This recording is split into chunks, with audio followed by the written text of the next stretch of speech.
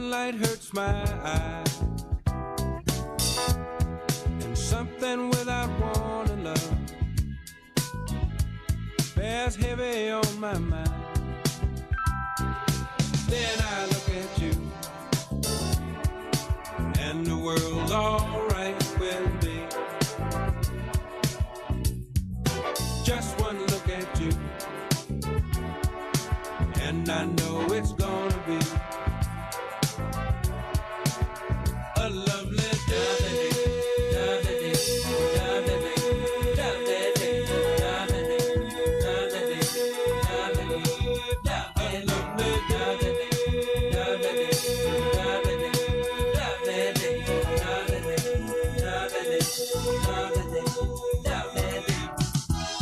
When the day that lies ahead of me seems impossible to face, when someone else instead of me always seems to know the way, then I look at you, and the world's alright with me. Just one look at you, and I know it's gonna be a lovely day.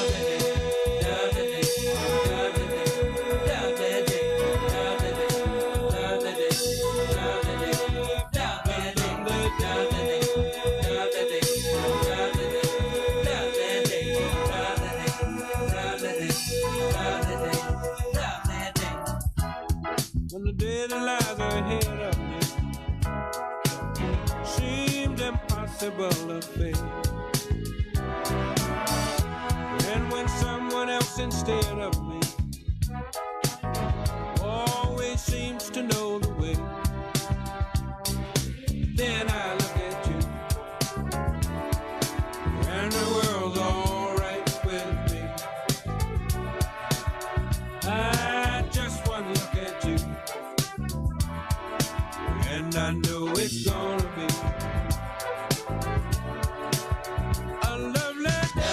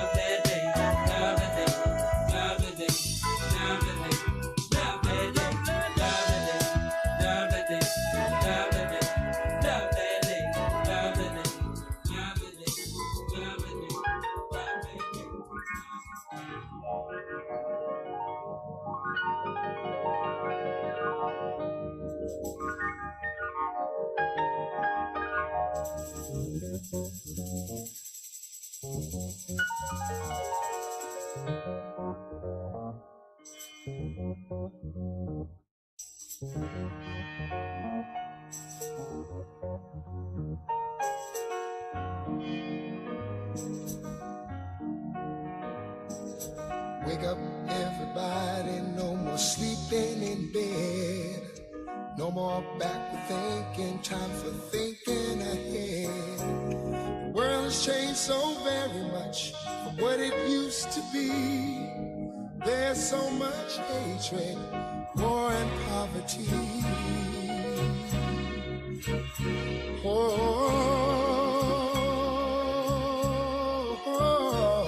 Wake up all the teachers, time to teach a new way. Maybe then they'll listen to what you have to say. They're the ones who's coming up, and the world is in their hands. When you teach the children, teach them the very best you can.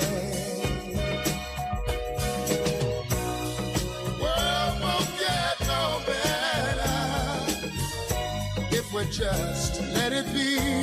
Na na na na na na na. The world won't get no better.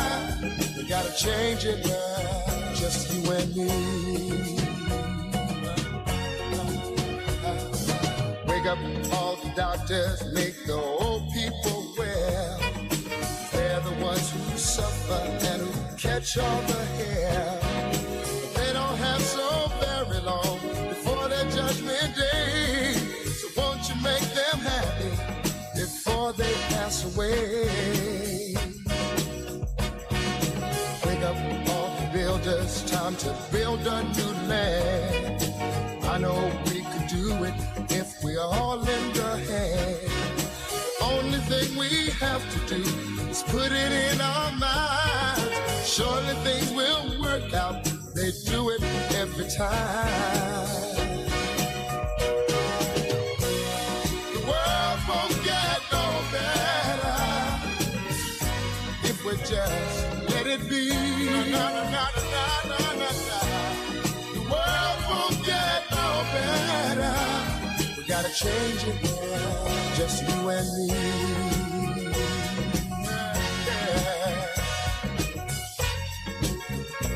Change again, just you and me. Change again, change again. Can't do it alone, can't do it alone. Need some help, y'all. Can't do it alone, can't do it alone. Yeah, yeah. Wake up, everybody. Wake up, everybody. Need a little help, y'all. Yes, we do.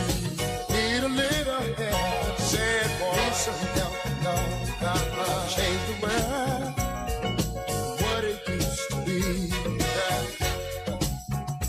Do it alone, do it alone. Need some help, that, need some help, that.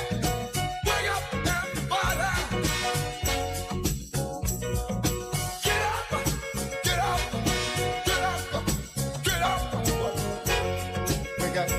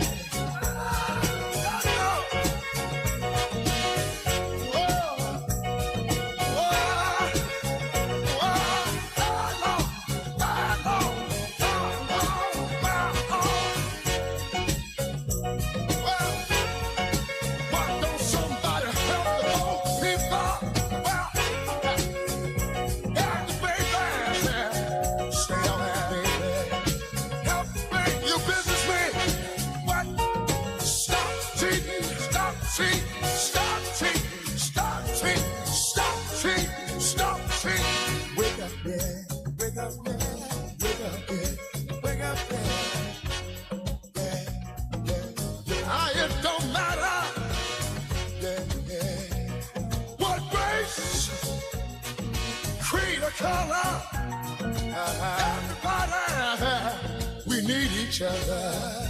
Wake up, everybody! Well, you see, we need wake up, everybody. We need wake up, everybody. No more sleeping in bed. No more backward thinking. Time for thinking ahead. Wake up, all the teachers start to teach a new way. They're the ones that suffer each and every day. Teach the children, teach the baby, teach the babies, teach the children, teach the children, teach the babies, teach the children.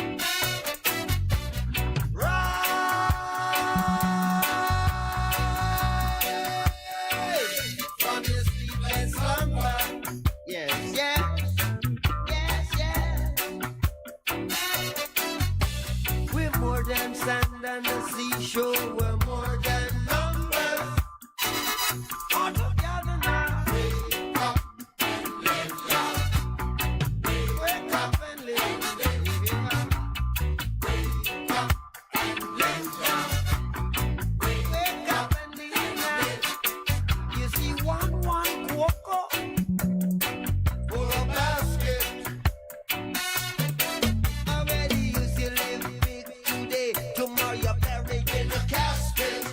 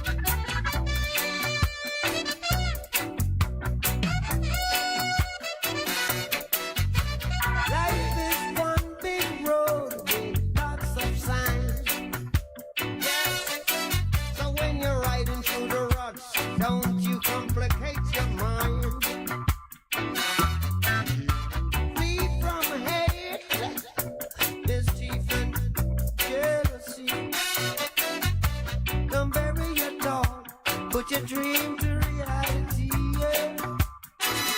Walk together now. Wake up and live, yeah. Wake up and live, yeah. Wake up and live, yeah. Wake up and live,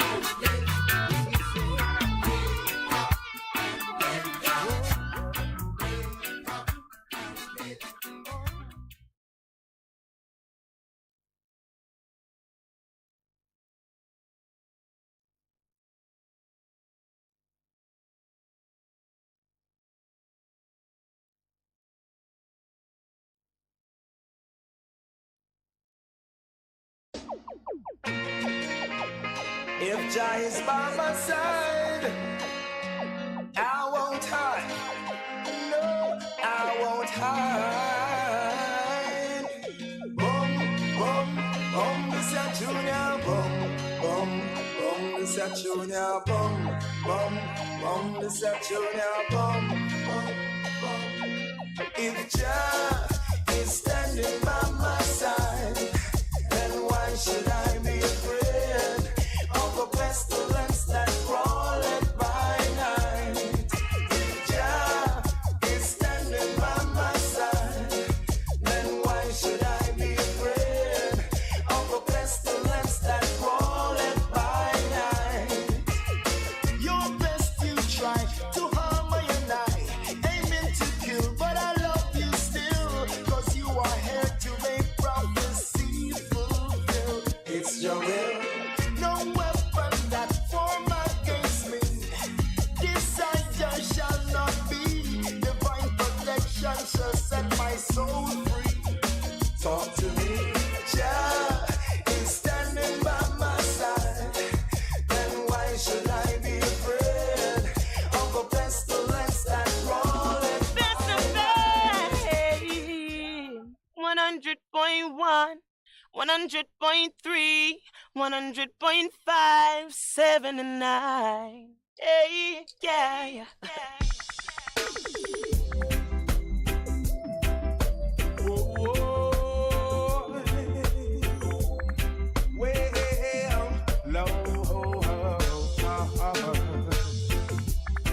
when you're weary and feeling small,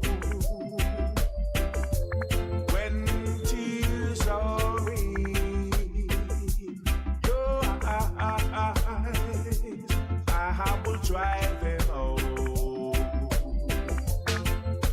Oh, well, yeah, I'm on your side. Oh, when times get rough and friends just can't be found, like a breeze over troubled water, I will lay me down like a breeze over troubled water. I will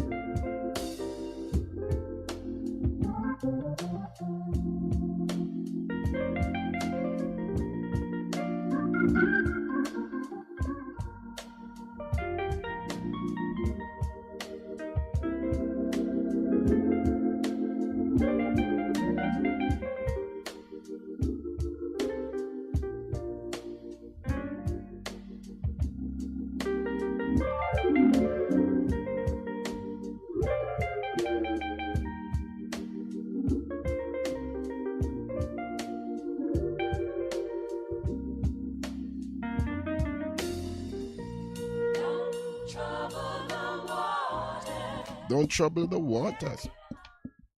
Good morning and welcome to the morning connection. This morning we want to be that bridge over the troubled waters. So I thank the engineer. He was giving it to me in different ways and I was loving up the Aretha. But I gotta say good morning and welcome. Welcome to the Morning Connection. We are coming to you from the Bess100 FM studios in Kingston, Jamaica, and we are delighted to be here this morning. My spirit was saying to me, bridge over troubled waters.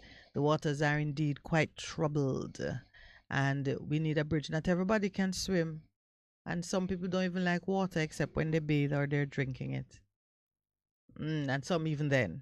So we have to be in that mood where we can provide something useful for everyone or for all that desire it, for all those who are searching. Good morning to the crew in the house. Thank you, Mr. Engineer. You're showing me that you have all kinds of depths in your selection. Morning to the beautiful Eden, who has made it out this morning, and to my producer. None like you, sir. What can I say for you, Pastor Percival? I see you waiting and you're looking so lovely in that blue shirt. Good morning. Compliment to mine. It's my favorite color. I'm a blue man, but I'm not feeling blue this morning. Good morning, Jamaica. Good morning to those who are busy going to school this morning. The roads were quite busy, weren't they? Yes, man. Everybody up and about. I was thinking I was late. No, you were not late. It is just that some people wanting we're to very early. Yes, and yesterday my son started out and he left at a certain time and I says, you're gonna reach work late.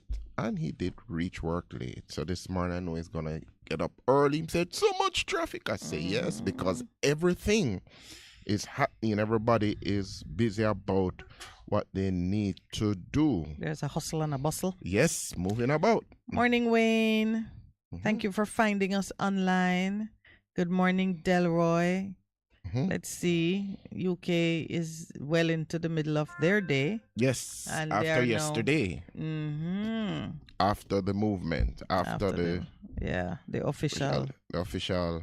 Well, you know, what if you had to put a head of state to rest or a queen to rest? What would I have done? Yes. Put them to rest. Tell them bye-bye. Thank you for all that you have done, all that you have contributed. You know, interestingly, as you say that, yes, some of the time somebody has to be removed for you to come into what God has for you. It happened to Isaiah. He said, in the year that King Uzziah died, I saw the Lord and he moved into his purpose. He moved. He got a new revelation of what his purpose was to be. And then when he saw himself in light of what God, who God was, his power, his majesty, he says, woe is me, I am undone. But God did not leave him there. God said, that's all right. That's all right. Have it worked out. Have it worked out. And then he touched him, his lips. And he says, I'm sending you to speak. Have you been sent to speak? If I've been sent to speak? Yes. I came out of my mother's womb speaking, she says. That's so funny. Really? Jeez. That's a true story? Yeah, my mother said that. My mom went to work and went home and had me. So I've been working. So you've been working. I've been working. That's why you're such a worker. Yes. I'm going to use that word, holic. Yeah. A workahole. Yeah, man. That's But it is a good. workahole. A workahole. Yeah, but it is good. But God, he put us, remember, work is worshiping. I know. Avada. So your mother was worshiping. Yes, and serving. Serving. Yeah, we humans keep brainstorming options and plans. Yeah. But God's purpose will prevail. That comes out of Proverbs 19 verse 21. That's from the Message. Let's do it. The one that some more people are more the King James that people complain about. But as many people love it as complain. Yeah. Many plans are in a man's mind, but it is the Lord's purpose for him that will stand be carried out. So this morning, it is good to plan. It is good to plan. It is good to plan. It is good to plan. It is good to plan. Well, more than anything else, it is good to recognize that there is a preeminent purpose that will prevail in everything that we do. Yeah, there's something that no matter what we do, there are doors that are open that can't be shut, and doors that are shut that can't be opened. Yes, and when we acknowledge that and just seek to be in alignment with the one who is closing and opening doors, and just line up your purpose. Ephesians 2:10, understanding that even before you came, he had some stuff that you have to do. All right. The engineer gave us the sign. We're lining up with the time. 6:30 a.m. First station break. I know it come quick, but it's like that in the mornings. We'll be right back. Wow. A difference you can hear. A difference you can feel. Bess FM. Keep listening. One in. Hurricane we name. How we rough.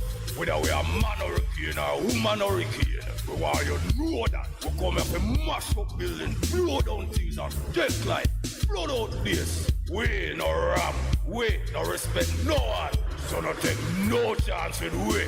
Listen to Adprem and prepare. Hurricanes do happen, so be prepared. Yes, be prepared. A message from the Office of Disaster Preparedness and Emergency Management. For a better choice in all your electrical supplies, A, authorized 3M dealer and better brand names. B, better service including free island-wide delivery. C, all major credit and debit cards accepted. It's ABC Electrical Sales. Shop number 8, Hagley Park Plaza, Kingston 10. Open Monday to Friday, 8 a.m. to 5 p.m., Saturday, 8 a.m. to 4 p.m. We make your electrical jobs as easy as ABC. Call 754-3825-8 or fax 754-3659. ABC Electrical Sales, for a better choice. Half a tree, one and drive, half a tree.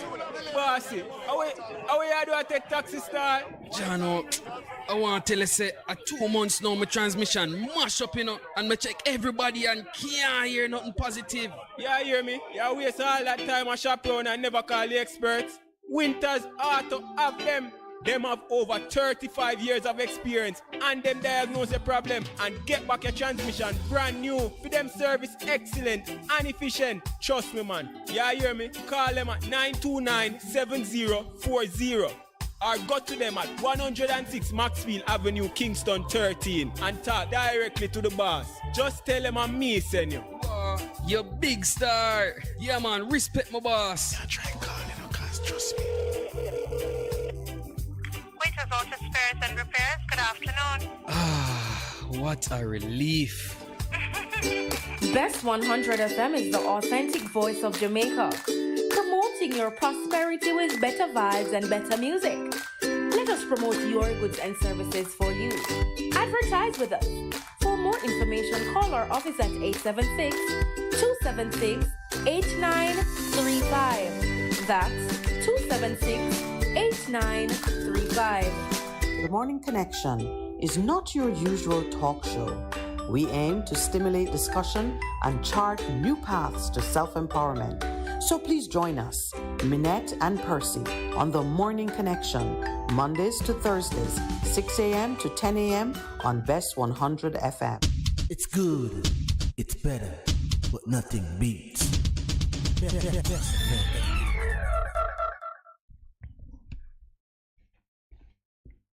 Welcome back, and thank you, as always, for choosing to be with us in the morning. Of course, we chose to be with you, so it's nice when you come in agreement. That's true. On a specific thing. And as I was saying earlier, to those who missed the bridge over troubled waters, that is the role that we're going to be emphasizing this morning. And the reason for it is we know that when the waters are troubled, there are some people who live on riverbank and it affects them more. There are some, it just affects us in different ways. But the bottom line is it affects all of us. And even if you are, you know, somewhat removed from the river, meaning it's not at your door, still especially with what happened in the shoot up at the football match. Wow. Especially that, because when the reports come in and you're seeing it in living color, you realize that there is nothing that can protect you from being in such a situation. You can be on a bus. Yeah. You can be, you can't by your natural choice eliminate the opportunity for that kind of disaster. And please bear in mind that if you decide that you're staying at home and you're not going to venture out, oh boy, something can fall upon your house. Such is the nature of things. Mm-hmm. Ecclesiastes, the preacher said it. Yeah. Time and place for everything. And Season. He says the same experience happened to the good and the bad, to the good man and the bad man, the rainfall on the just and on the unjust. It really is not about your standard of purity or righteousness, because your standard of purity and righteousness in and of itself is not sufficient to guard you from any of these occurrences.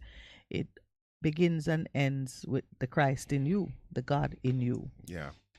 And that's where the real change is, the real peace over troubled waters is. Behold, I give you my peace, not as the world give it. I give you my peace. And when you're in situations, I know that peace is what is sustaining you, even now with all of the bridges that you're crossing, all the things that are troubled. It is the peace that he has given to you, not as the world give it, but the peace that is sustained and that's the one that surpasseth all understanding. Yeah. In other words, people are looking at you and they can't believe or even figure out how you are still upright, how you have not collapsed, how you've remained standing. This show, the Morning Connection, we really strive to find a voice that resonates with all of the keys, the divine keys to peace, yes, to prosperity, to self-empowerment, to self-direction, to the building up of your faith. Because many times, in fact always, even if you're in company when you are faced with these troubled waters, meaning your family is right beside you, your husband, friends, you can see fellow sufferers, in those moments you stand alone. Because you're alone. Because it's and if you have to lift your foot and move, you have to give yourself that courage. If you have to help someone else, you have to give yourself that courage and have that commitment. So we have to wake up the spirit inside you that is capable of accomplishing all these things. So this morning, I really want us in everything we say and the ideas we discuss, the conversations that we will have with the callers in due course. I want us to be conscious, Pastor Percival, that you and I are being bridges today. We just want to be that voice of reason and faith that will be an anchor for someone who is either already crossing the troubled waters, or they're looking at it, or they see it beginning to get agitated. Some of the time, and they know they have to put their foot in. The water, we have us, and the water is troubled, my friend. Yeah. God's mighty power is moving to cover you, troubled where it is. Right. Yeah. Okay, so that's why I wanted the song. I just felt like with the things that we've been seeing, and they're not letting up, and they're not supposed to let up. That's another thing, while we are here building up your faith and trying to teach some skills, some survival skills, it's not because you are going to be able to stop this movement. This movement is inevitable. It was ordained from long ago. As you mentioned the prophet Isaiah, his prophecies are replete with many, many utterances where God is emphasizing, I foretold it long ago. Not your silver god or gold god or handmade your craft item.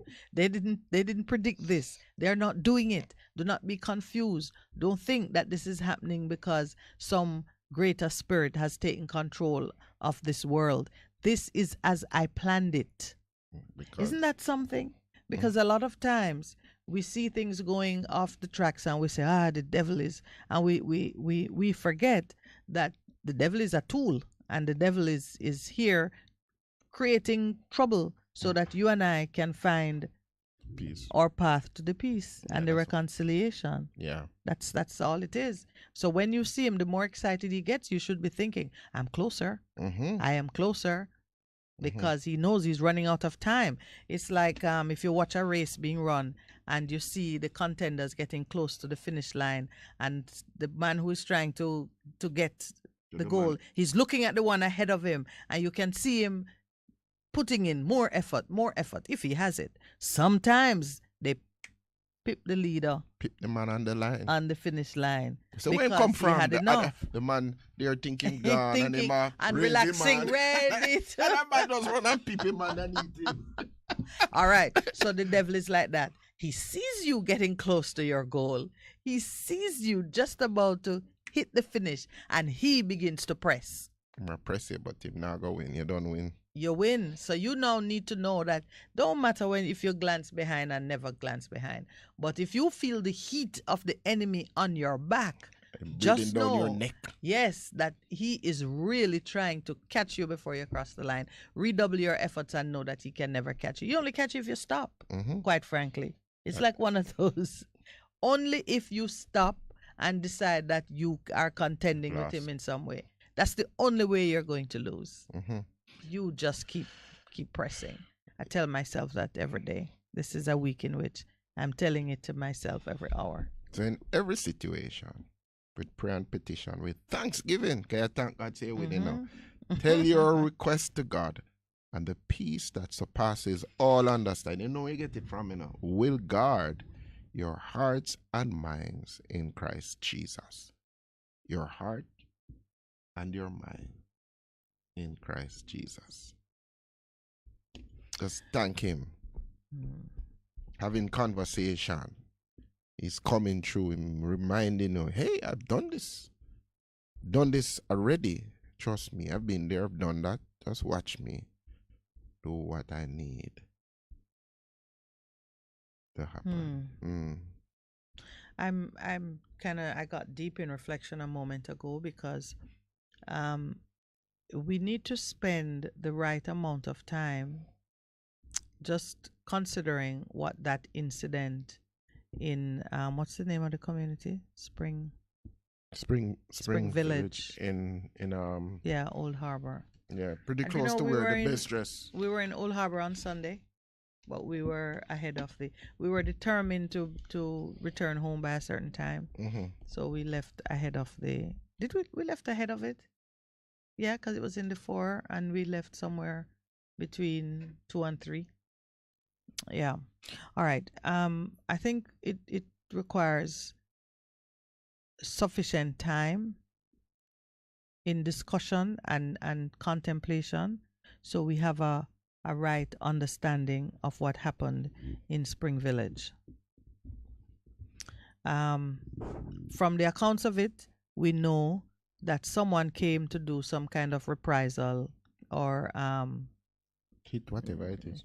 Yeah, I mean, the story as to what was behind it is not even relevant to the awfulness of it, because the police gave an account that, and you know, when you hear our police reciting these things, and it sounds so normal. Illegal guns that had disappeared, and someone was being held accountable for it, and the police should be. I don't know. It's as if this is everyday, and perhaps it is by now in their book of happenings, but he just spoke it so. Guns had disappeared and someone was being held accountable, and he wasn't being held accountable in one of the private slaughterhouses that the police and others seem to know exist. He was not being held accountable in some kind of backyard trial at the leader's house or wherever. He was being held accountable in a public location, in full sight of children and families, out for a Sunday evening football match. That's where it had to be done. But the inexplicable part of it to the rational mind is after shooting the intended victim, they continued to spray. They just continued to terrorize the innocent people standing there, and you know, and the accounts are pretty graphic and awful. It's just like any terror attack you read of or you see being displayed on television. Senseless, completely senseless. All right. So what do people of God or people of faith, what do people of faith say, and how do they interpret those kinds of events? Because it's not just reflective of the barbarity of our current society. It has some very spiritual significance that I don't want us to miss. And I'm just trying to distract Pastor Percival from his Monday morning reading of the newspaper. Would you like some coffee with that? No. Maybe toast? No, not. It's the same incident. I'm just looking at it there because I was. Yeah, but this incident, not to minimize the effect on the personal side of it, but this incident is like many others that happen in current day, that happened in Bible day, that happened 10 years ago, that happened in when a society is under a certain kind of oppression, a certain kind of siege. Yes. So there are two things that we need to speak on. Remember, we're the bridge. We're trying to help people understand it. I'm spanking Pastor. That's okay. You didn't even budge. Trying to get his attention forcibly.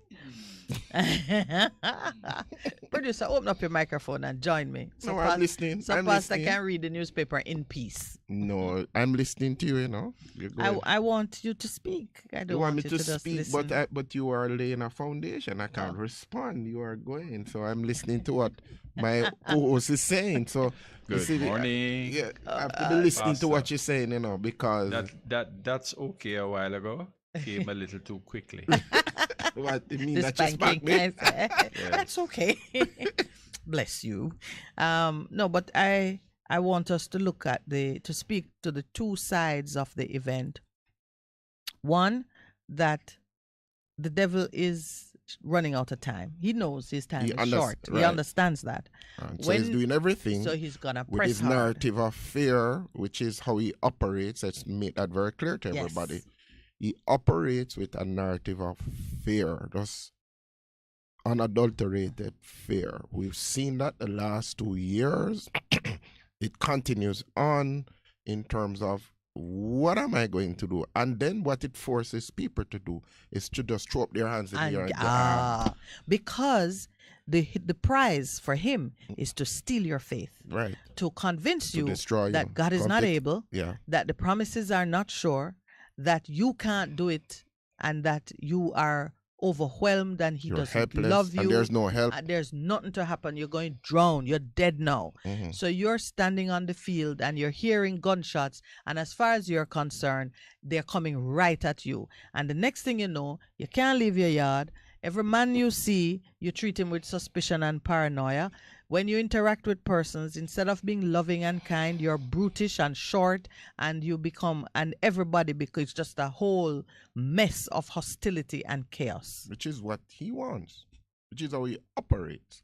Because yesterday, when we were on the program, and a caller says, boy, you're finding this, you find this more downtown and uptown, and you pointed out teams. They said, boy, it's not really so, because based on our experience, if you have a breakdown in inner city, the guys will run and say, Elder, everything all right? Well, we can do for help you, and everybody who is not mechanic coming to help you. Oh, and the opinions. And then they say, fix that, or some will say, no bother touch your man car. one mechanic run out the corner, let's go and get him. Yes. Leave it alone, which is interesting, you know, how we are as a people.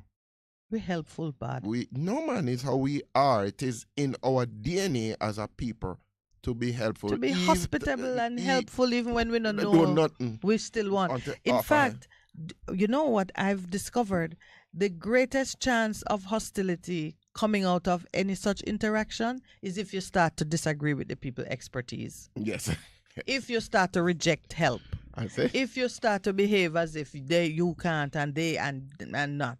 That is when it becomes problematic. Be so because we're sensitive. Yeah, we're sensitive that kind of a way. Yes, we're sensitive that kind of a way. And something that happened, I related it off air yesterday after I dropped my son to school. I observed that a van had become disabled. So I said, okay. So he said, pass me, man. But he alone was in the vehicle with a female.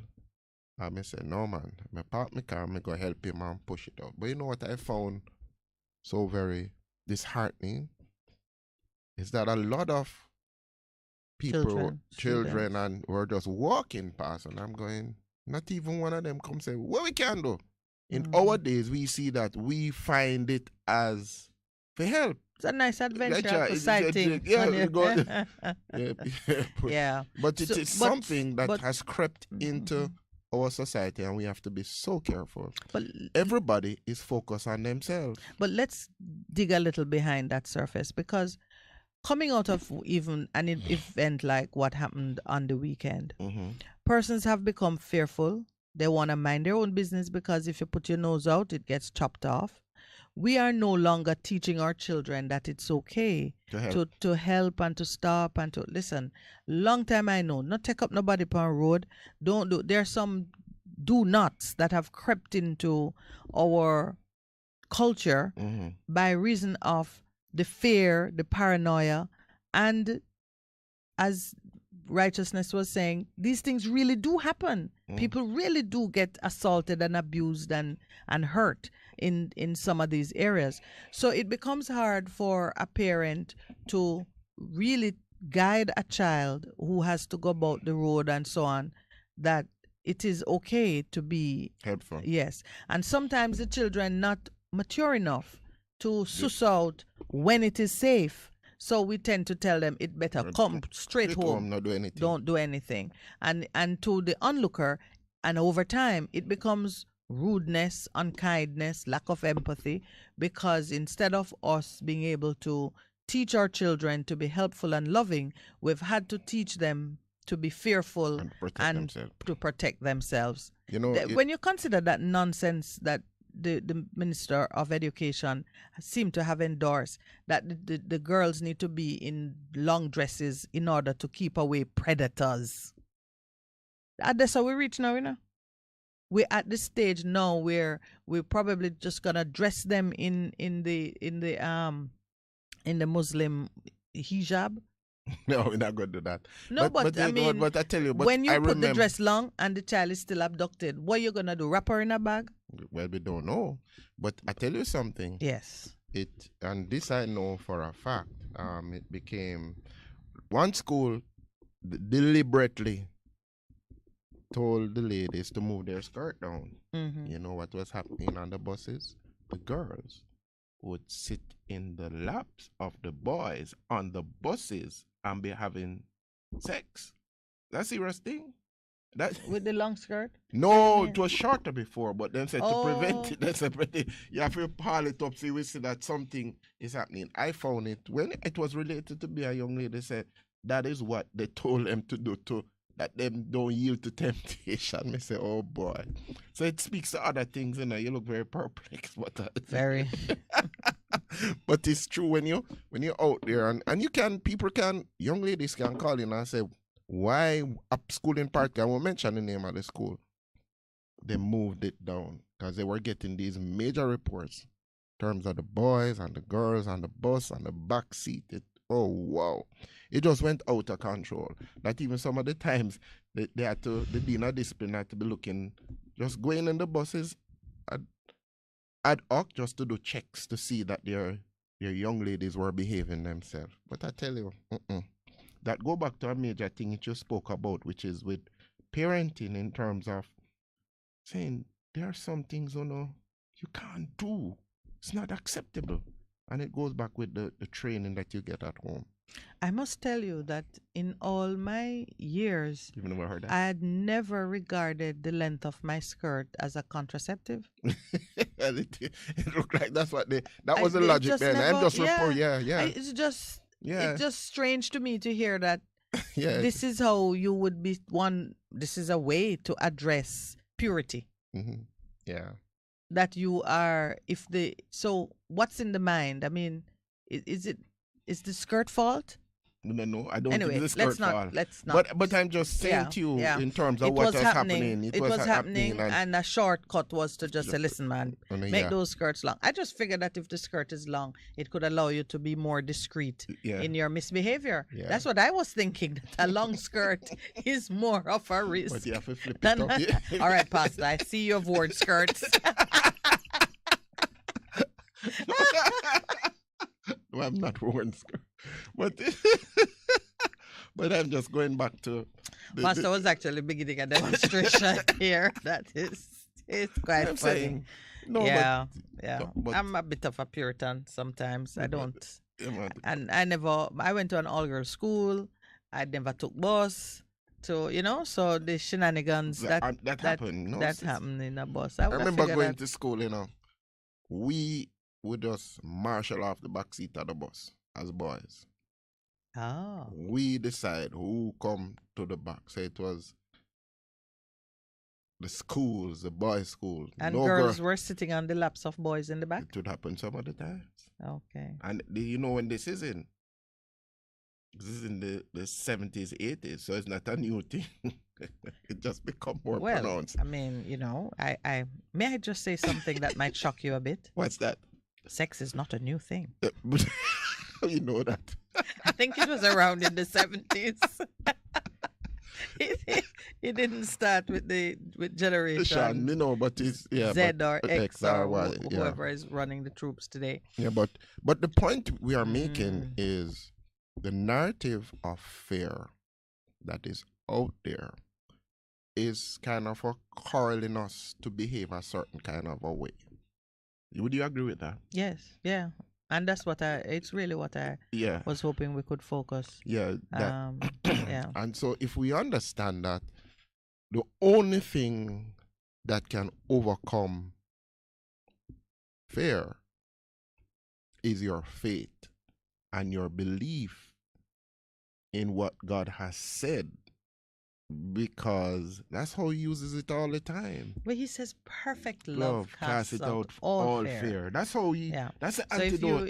If you are relaxing in the perfect love of God, you understand it, you're living it, you're displaying it, believe me, you won't be fearful. When you see someone that looks like they need help, you're going to be so overcome by compassion and empathy that you move into it without thinking that, this might be a trap. But it's true. And some of the times I do some things and my children look at me and say, "You all right, Daddy?"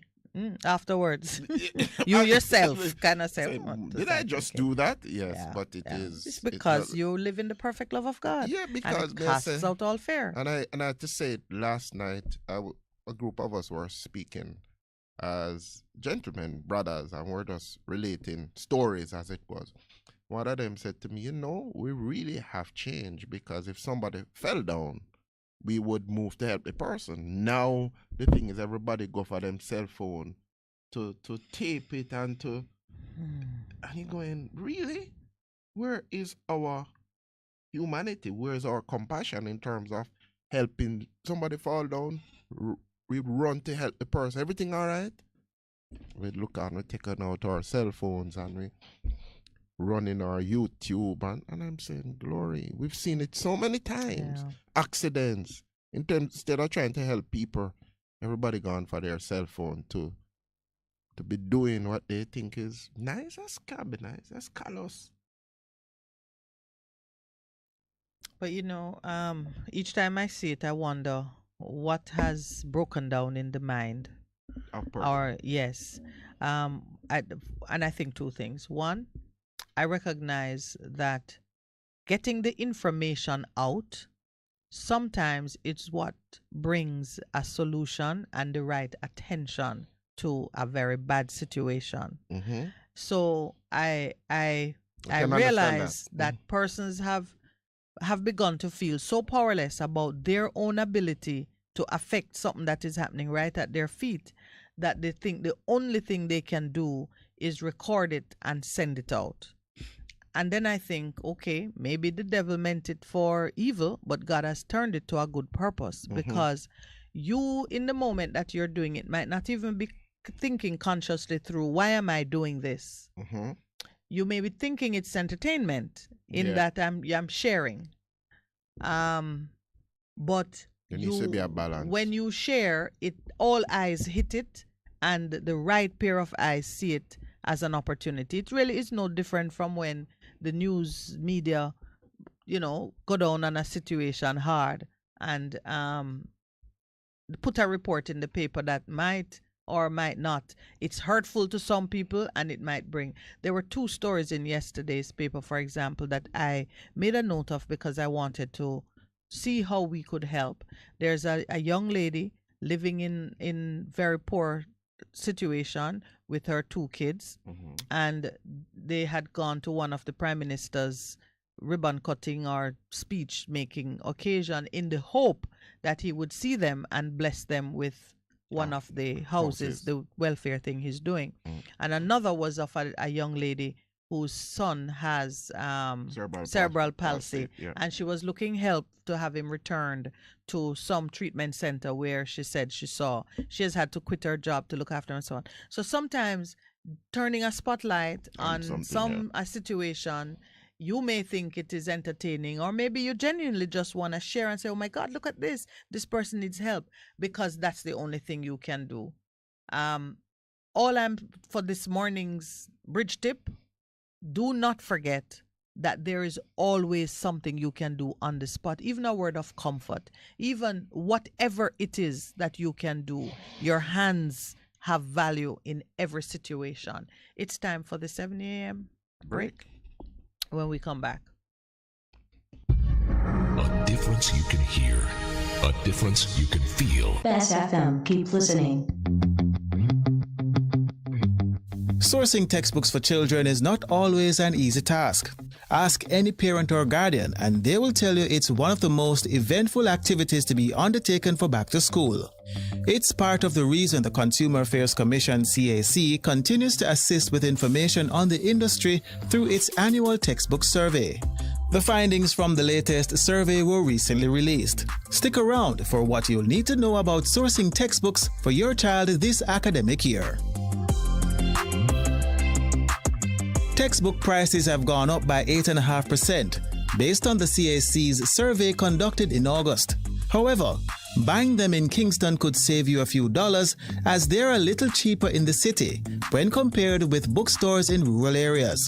In the greater Kingston metropolitan area, it's just about 7%, 6.79, and among the rural towns, it was a little higher, 11%. Now, more than half of the books that we looked at increased within the 1% to 10%.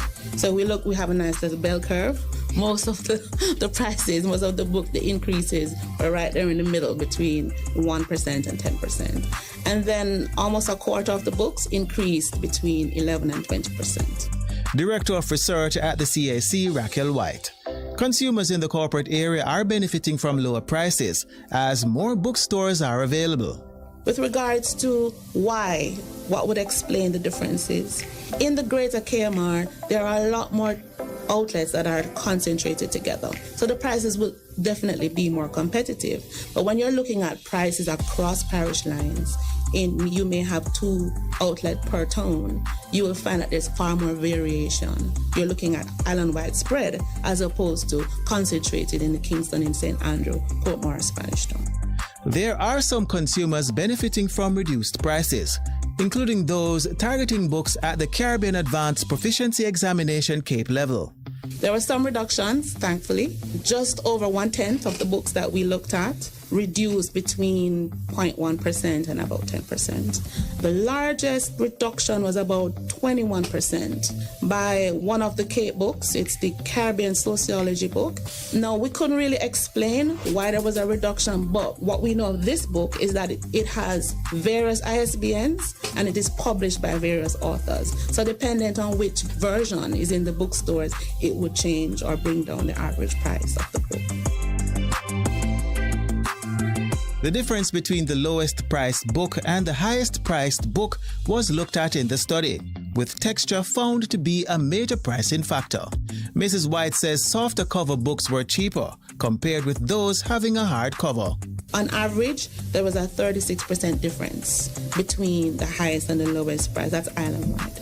But when we looked at the literature books, these are your novels, the disparity or the difference between a maximum and a minimum price was over 80%. And that usually occurs because some of our literature novels are soft cover, some are hard cover, different publishers, and based on the quality of the material, where it is sourced from, the prices tend to vary. In the greater Kingston and metropolitan region, the difference between the highs was a little lower, 21%, still higher among the literature novels for the same reason, was 56%. And in the rural parishes, the difference was between the highest and the lowest was 33%. From price, we jump to availability of textbooks. Based on the survey, books at the infant level are more readily available.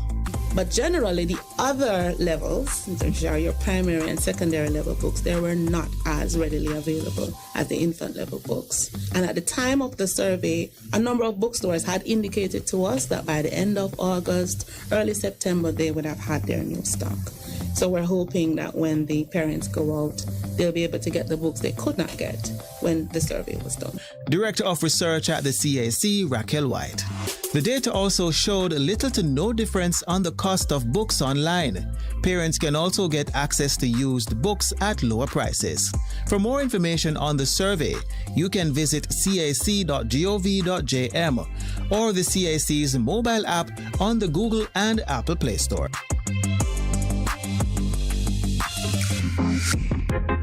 A production of the Jamaica Information Service, the voice of Jamaica. A difference you can hear, a difference you can feel. Bess FM-100 on your dial. Keep listening. Warning, warning. When there is a hurricane warning, button down, tie down, everything. Lift appliances and furniture off the ground and secure your valuable items. If you wanna boat, secure it van land and turn on your yard. If you a fisherman, make sure you turn off every breaker. And before you sleep, turn off your generator. Flooding, that is a real danger. If you live a gully bank, river bank or low line area. If you see flood waters are rising, get out, get out. Heed the warning. If your land starts slipping and a sliding, get out, get out. Heed the warning. Hurricanes gonna happen, so be prepared. A message from the Office of Disaster Preparedness and Emergency Management. Half a tree, one and drive, half a tree. Bossy, how we do I take taxi style? Jano, I want to tell you, say, 2 months now, my transmission mash up, and I check everybody and can't hear nothing positive. Yeah, hear me? Yeah, waste all that time I shop around and never call the experts. Winters Auto have them. Them have over 35 years of experience and them diagnose the problem and get back your transmission brand new. For them service excellent and efficient. Trust me, man. Yeah, hear me? Call them at 929-7040 or go to them at 106 Maxfield Avenue, Kingston 13 and talk directly to the boss. Just tell them I'm me send you. You big star. Yeah, man. Respect my boss. I try and call you, cause trust me. Auto spares and repairs. Good afternoon. What a relief. For a better choice in all your electrical supplies, A, authorized 3M dealer and better brand names. B, better service including free island-wide delivery. C, all major credit and debit cards accepted. It's ABC Electrical Sales. Shop number 8, Hagley Park Plaza, Kingston 10. Open Monday to Friday, 8 a.m. to 5 p.m., Saturday, 8 a.m. to 4 p.m. We make your electrical jobs as easy as ABC. Call 754-382-528 or fax 754-3659. ABC Electrical Sales, for a better choice. Looking to clean your vehicle super clean? 123 Clean Car Wash, located at 2 1/4 Osborne Road, Kingston 10. Entrance on Grove Road, below Tropical Battery. They wash and vacuum, undercarriage wash, engine wash, polish and compound, shampoo and detailing. Call them at 876-631-3400. 123 Clean Car Wash, the best in the business for a cleaner wash. Believe me, it's so easy. I want to let not your hearts be troubled. Just believe on God Almighty and daily renew the mind. As we live in this time when fake is more valued than real, lies prefer the truth, the unnatural put above the natural. This is Lady Donna, aka Double D Don, with a new song, Almighty Jah, encouraging your people to keep the faith. God will make a way. Get your copy today. It's on all digital platforms. Lady Donna Official on Instagram, Facebook, AsujaRecords.com. For bookings, Asuja Record label at Gmail. Almighty Jah!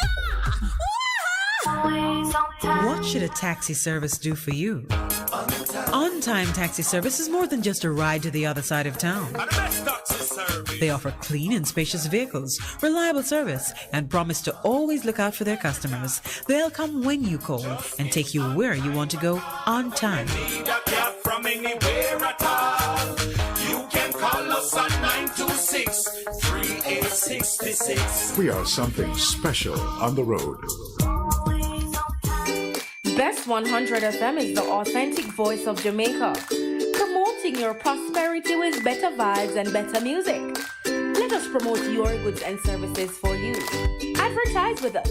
For more information, call our office at 876-276-8935. That's 276-8935. Morning Connection is not your usual talk show. We aim to stimulate discussion and chart new paths to self-empowerment. So please join us, Minett and Percy, on the Morning Connection, Mondays to Thursdays, 6 a.m. to 10 a.m. on Bess100 FM. It's good, it's better, but nothing beats. Good morning and welcome back. Despite the many examples that we were giving of how the reign of terror unfolds and how it works, its significance, we don't want you to miss sight of the fact that there are two sides to it. First, we were focusing on the fact that the devil being a defeated foe, and we're taking it from just a straight biblical perspective now. However you want to, whatever your concept is of the struggle between good and evil, light and darkness, whatever your narrative looks like, you have these opposing forces that are in an eternal struggle. And our narrative of it, our understanding, our faith-based position is that the kingdom of light, the forces of good, have already overcome the force of evil. And while the struggle is intensifying as we come to the climax, yes, the end of it all, you will see that the person who is losing will begin to try harder. And because we believe he knows his time is short, that is the prophecy, his time is short, he will redouble his efforts. And the great objective for him is to mess up our faith, steal from us the knowledge that we fight in victory, steal from us the confidence that if we repel, if we push back, he has no other choice but to flee. Okay. So in that moment, what you will see, and that's why they say it is darkest before dawn, what you will see in those final moments of conflict is an increased pressure, an increased intensity. And some persons who have been fighting for a long time will be fatigued. Yeah. And if others don't pull them along or boost them, they may fall during the struggle. It can happen. So you who remain on the battlefield have to be very sensitive to the fact that the reason that the heat of the battle has intensified is not because the enemy thinks victory is sure. It's because the enemy sees that he is losing and he's trying to pull one more with him. Pull one more with him. And that is so why, don't let that one more be you. And that is why the whole important thing of fellowship, of being in relationship with your brother, being in community where you're strengthening, you're pulling along, you're encouraging, is so important. And we see that coming out of the early church. After the day of Pentecost, when the Holy Spirit had come, it says they continued, Acts 2:42-44, they continued together in the word, but in fellowship, breaking of bread, strengthening each other. And guess what happens in that? Nobody was left behind. And all needs were met. All right, so that is one side. The other side of it now is, what then should a believer, what then should a person of faith, what then should a person who does not want to succumb to the pull of the dark side, what should you do? How do you walk so that you can be among the survivors? The Africans have a proverb: if you want to go fast, go alone. If you want to go far, and we're journeying far, we have to go together. The need Ubuntu. The need for fellowship, the need for accountability, the need to support each other, the need to be there, the need to be your brother's keeper becomes even more important in this time. The need to love, as God has encouraged us to love our neighbors as ourselves, it becomes important. So one of the first things then, while you are on the battlefield and you see that it has intensified around you, you must know what weapons are appropriate for the particular battle you're in. That's important. So, and I said you must know knowledge. Last week we were talking about knowledge, how important it is to pursue, to seek to understand the knowledge, the body of information necessary for you to navigate whatever situation you find yourself in. Now, checking your weapon at a football match where shots are being fired indiscriminately, it seems like now we have to learn the tricks for urban warfare, how you lie low, how to listen. That young man who applied a tourniquet to his young lady's neck, he said, take off in Ganzi and wrap it around her neck and put her to lie face down. Lord first aid. Yes. So there are some things, some information, some knowledge that you have to make sure you know. Basic first aid, basic response. It is awful that I hope I never have to teach my son what to do when you hear gunshots. But true. That is a reality. True. So there are some things you got to think about. Practical responses. And I pray that in the schools, in the churches, areas that are under a certain type of oppression, that people are practical and have basic first aid tips and knowledge that they can share. That is one, on the practical side. The second is, the only response to terrorists is a swell of confidence. You know that. When someone is trying to restrict you, isolate you, alienate you from your base of strength and community, the only response is to push past that and do the opposite. If they want you to stay here, come out on the streets. Except if there's a curfew. Yeah, that's true. But you see, it's one of the reasons to why curfews don't work.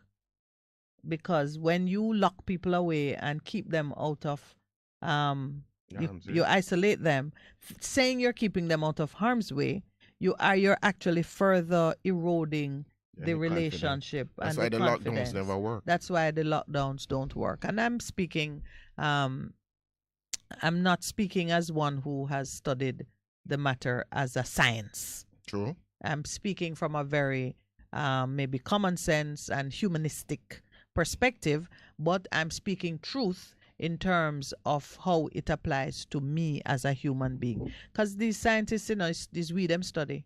They're experts on us. Yeah. So if you study yourself, you can be an expert on yourself.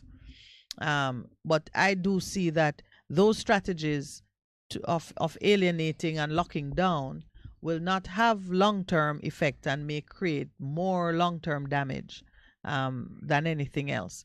Look at what transpired. To give you a case in point, there was a shooting incident on James Street in central Kingston. Mm-hmm. And it's reported on in today's paper.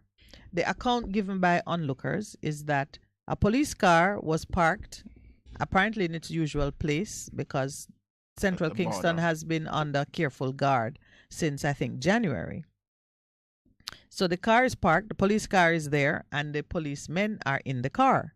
And this is one of the strategies that I've heard many citizens call and request, where they say put policemen in areas that are volatile and let just the sight of them have a chilling effect on the people who don't respect law and order.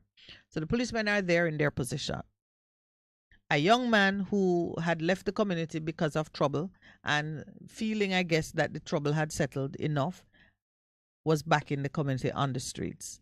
The onlooker eyewitness is saying she's intuiting that word of his presence on the street went out, and those who were hunting him came hunting. And she said, in broad daylight, the men came, walk up the street, full view of the police car, opened fire, kill one man, shot another one. The man and the policemen were, let me use the lady's words. Residents expressed alarm that the presence of the police service vehicle that is always parked on James Street was no deterrent to the brazen criminals. The police them turn fool. Turn fool, man. Huh? No, it's turn them off. Please, there's an R. I am being specific. Then turn fool. I never, Krista. She said the police them turn fool. The man them come out the yard and shoot up the man them and go up James Street. The police them a try turn the car before them go up on foot and challenge the man them. From the first 3 shot them fire, the police them see where go on, a resident said. Now, that either gonna leave you at some point, somebody going to say the police is a part of it. At some point.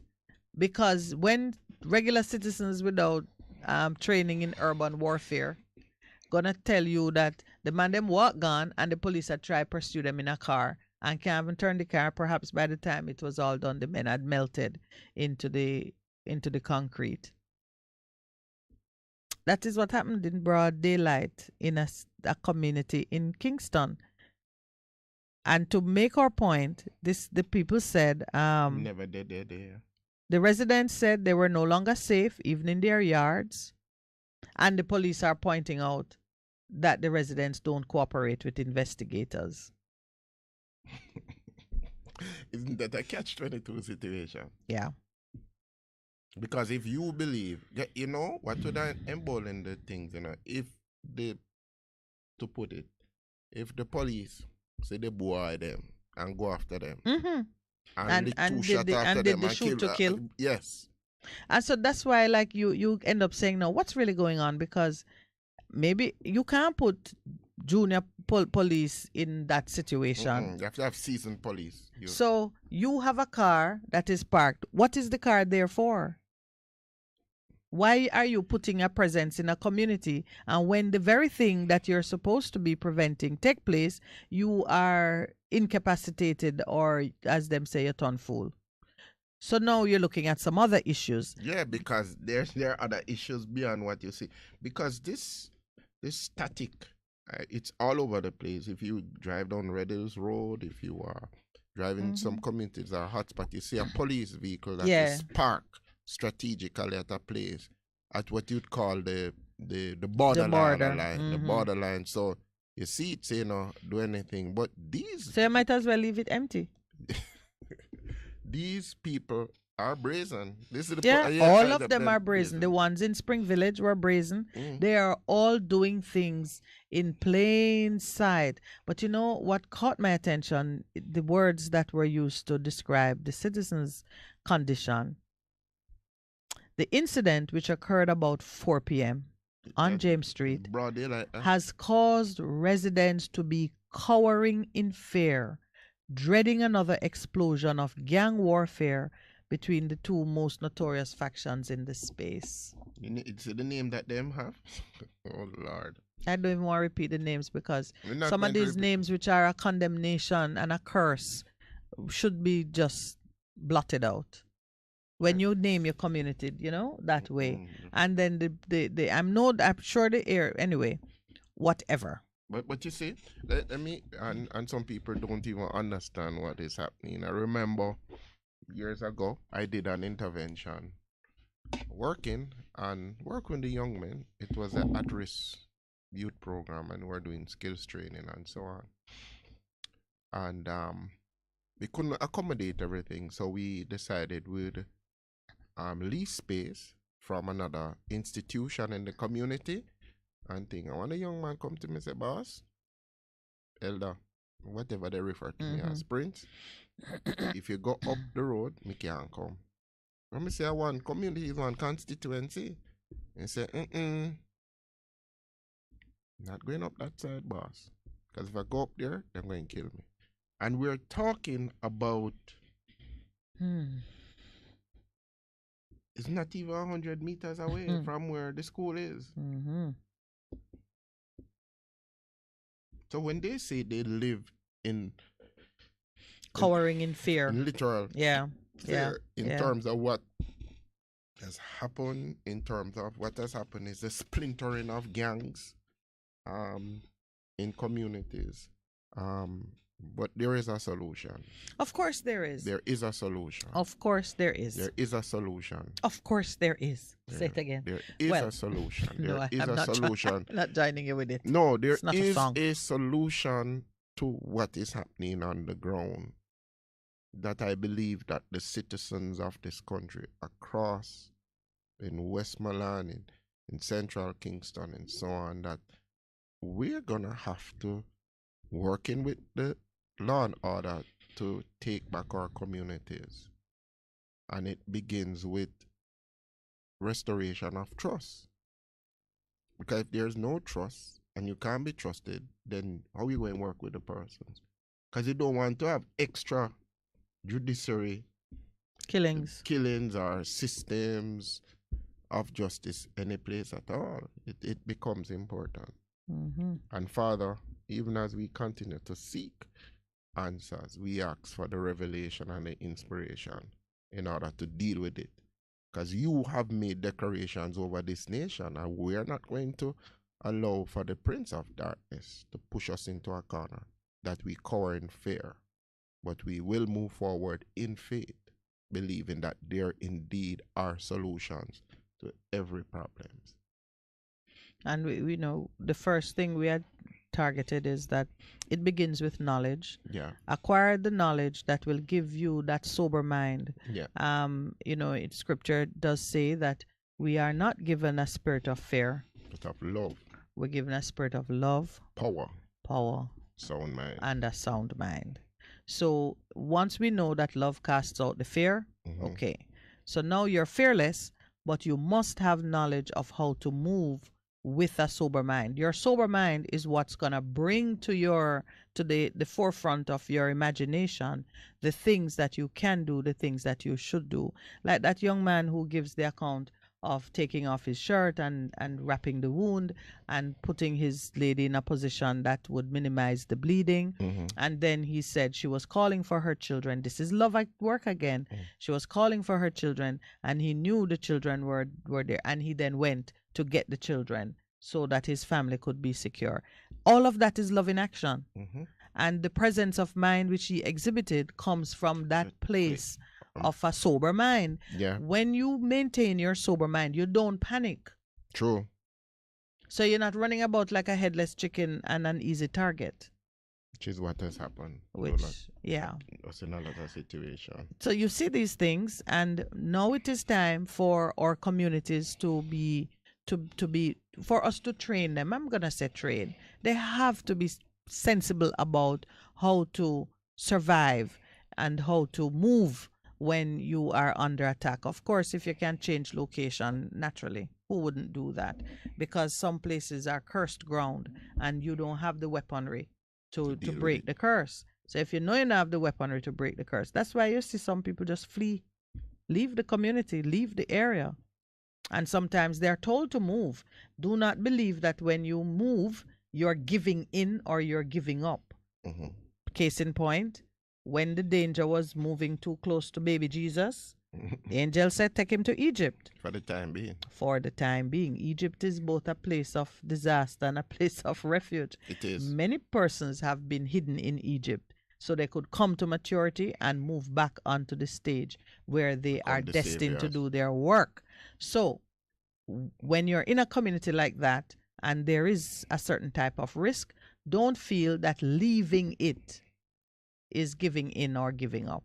Sometimes you must move in order to find a place of refuge and a place where you can be trained, as I will do during the break. Everybody's now giving us the break sign, Percy.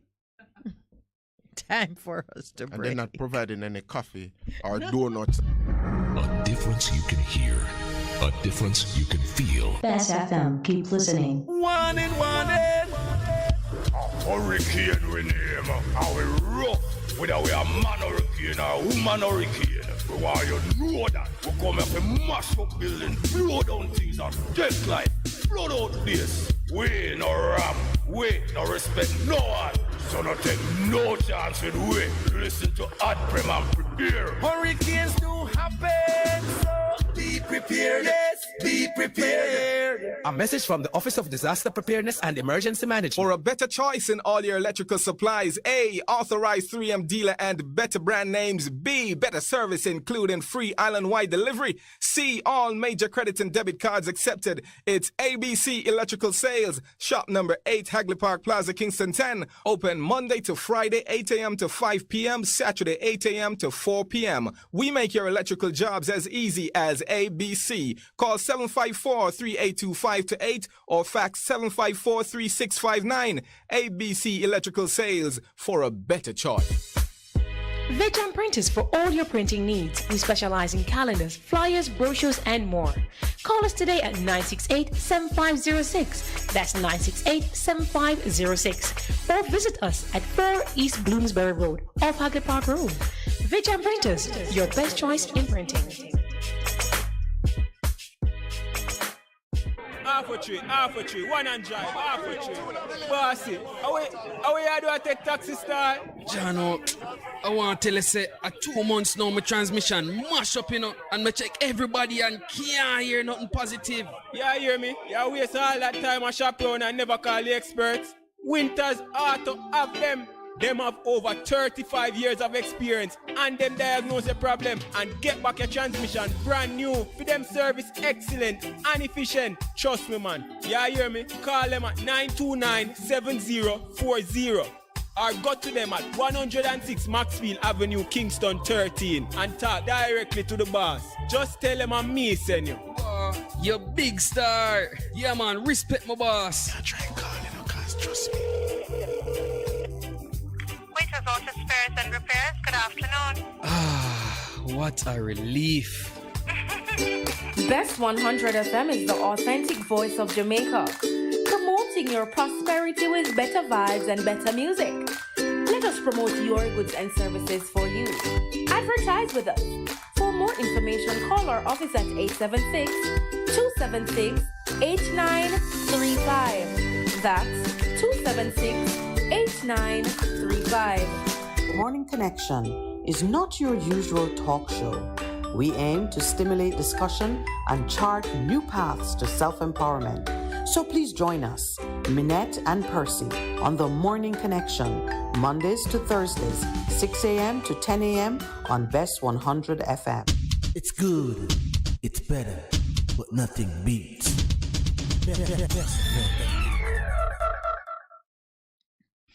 Welcome back. And thank you for sticking with us. I tell you, the mood shifted in here because we started to read a letter, something talking about the Queen, and the mood shifted like, whoa. The man talking about Bernie Smith, Parksville, British Columbia, Canada. Okay. All right. Because that is evil of another order, you know. A higher order, but believe me, it is no different from the killing and the blood that you're seeing in the communities. No different. The Britain's empire building activities, and not just Britain, all of those powers that have come up high in the world. 1891 Berlin Conference, where they carve up Africa like it is a slice of toast. So you take that? No, me have that. No. So you have that. No. Yeah. All right, you keep it for 10 years and then give it back to me. Yes, that's how they carved up Africa. Yeah. Wow. And some things, when some of the things come to maturity during your lifetime, like, the Panama Canal being given back to Panama, we saw that. The agreement ended. What was it, 100 years agreement? Lease. Yes. We saw it come to an end, and we saw the same thing with Hong Kong. Hong Kong being released from servitude to Britain, and then the Chinese Republic wanting to, and do you notice?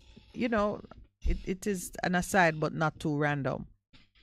What transpired with Hong Kong's release is no different than what transpired with Jamaica and the death of the Queen. Equate the end of the 100-year pact to the death of the monarchy. To the end of the imperialist power? Yes. So when the person dies or the agreement comes to a close, those who struck the deal long ago might be saying, oh, well, now my time, I step back into my position. But in the meantime, the society has changed, the people have changed, and they're not just going to step back into that boat with you. So if you notice, Hong Kong went through a rough period where China was trying to exert a certain level of control and parental authority. And the Hong Kongese, I want to give them a name, the people of Hong Kong, were not going for it. And you see what happened? And they took to the streets. And then And while China has not ceded their position, they've not pushed it aggressively either. Yeah, because when you think of because the lady who is heading the Hong Kong thing, their parliament, what has basically happened if we read into it? China see them as a part of their country, so even the laws have changed in terms of because the dissidents. They once properly they were part of China, and it's an agreement that was struck that caused it to remain under under British rule. But what struck me is that in Hong Kong, a certain kind of economy had developed and was flourishing that China itself did not want to jeopardize by being too punitive and heavy-handed. There's a whole heap of money there. Yes, yes. Be not fooled, I remember years ago, this is like 19, 20 years ago, was an international conference. And this young man who parents were missionaries in China, he said to me, don't be fooled, I said, what do you mean? He says, the Chinese are into dynasties, like the British and everybody. Imperial, yes. Yes, and don't be fooled. Because to them, what has happened is just a blip. Because ultimately, things will fall back into its rightful place. According to them, because we have always believed that we have a destiny to rule the world. Don't be fooled. Seem like everybody else. I wonder what's going to happen when they all... All right. So we do understand that in the divine scheme of things, and we don't know all of it because that's not our place. God is sovereign. Yes. And though he says in his word that he does nothing without revealing it to his prophets, he reveals it in time, and he reveals it in part, and he reveals it in a puzzle I have a piece of it in Jamaica. Somebody have piece in Australia. Another man have a piece in America. And it's because coming together. and that's not anything strange or unusual, because he knows that is one human family. So if a brother have it there, so and a sister have there, so ultimately it's working its way towards completion of one picture. Many are the plans in a man's heart. It is what It's what God ordains that will hold the day. So we understand that. One of the things that is a restraint, and it's meant to be that way, a restraint on man's imagination, all the things that we seek to set up against the knowledge of God, is the knowledge of God. Yes. I know that nothing happening here is random. I know that all things are connected, even though I can't see it in this moment. I know that if it is man who is championing his own cause in his own way, it is destined to fail. It has failed already. So it has failed already. And there's no doubt in my mind. I sit in places sometimes and I hear persons who are working in big business and who are in government quarters and see things and know things and have a great confidence about things. I hear them charting out, just laying out man's agenda. Oh, wow. And when this happened and who's going to rule and who has that and don't I see. And for a moment, it usually gets me for a moment, because they speak persuasively and with such confidence. And you see them already fat on a history of success. Because it has been going well for them. You know what I'm talking about. Yes, man. Right. And then some saying, wow, but it sounds like the world really are going to end on this note. Yes, and man. Then I remember. I went into the praise of the Father. Yeah, man. I said, but there's God. Yeah. The wealth of the wicked. You see, stored up for the righteous. Yeah, man. Yeah. See it happening. So, and that's the confidence that we want to infuse in you as you look at the troubled waters, as you put your foot in, as you look at all of the different things that are going in strange directions. A memory something just swam to the top of my consciousness as I'm speaking. I remember there's a promise that God will show you riches hidden in secret places. You've shared that before on this program. Yes, and what came into my thoughts as I'm just narrating this piece of it is, when you are in that terrible, I see no out kind of situation, you reach for your knowledge, and your weapon is really the sword of the Spirit, which is the Word of God. You reach into it and you say, okay, what did you give me for this situation? The first thing he gave you is your knowledge of me going to take you out of this. So what do you know about me? How do I move? When people are when you're back against the wall and you're a righteous person going about your business, doing and moving in the way that God has ordained for you, and every type of cross is come up against you, what are you supposed to do? So you look in the Word to find what's the key he gave you for this. One of the things that he has said is, first, there's no problem you face for which I have not put a door of escape. Right. No situation. None whatsoever. It don't exist. That even makes a way of escape. There is a way of escape. So that's the first thing you can be confident about, is that there is a way of escape. So now you begin to look for it. And the second thing is, you must know how he works. That's why you have to be in relationship. Yeah, because that's how you're going to discover how it works. One thing I know, the way of escape is going to involve sacrifice. I have to give up something that I really love. So you got to look around and say, all right, what are the things that I'm treating as sacred cows in this situation? You, all right, get on the altar. You are the sacrifice. The second thing is, he uses, as you said yesterday, he uses the small things to confound the wise. So you must do not look that your help is going to come from the Prime Minister. If there's a beggar at your gate, rest assured that's where it's coming from. Begin to look around you for the things that are inconsequential, insignificant, the things you would dismiss. Look for the donkeys. Look for the. You gotta explain that one. Give me a donkey story. Is this Balaam and the donkey? Balaam and the donkey. In the donkeys, yeah. I don't even want to say it. It's your salvation. But it wasn't his salvation. Yeah. I was going and doing him thing.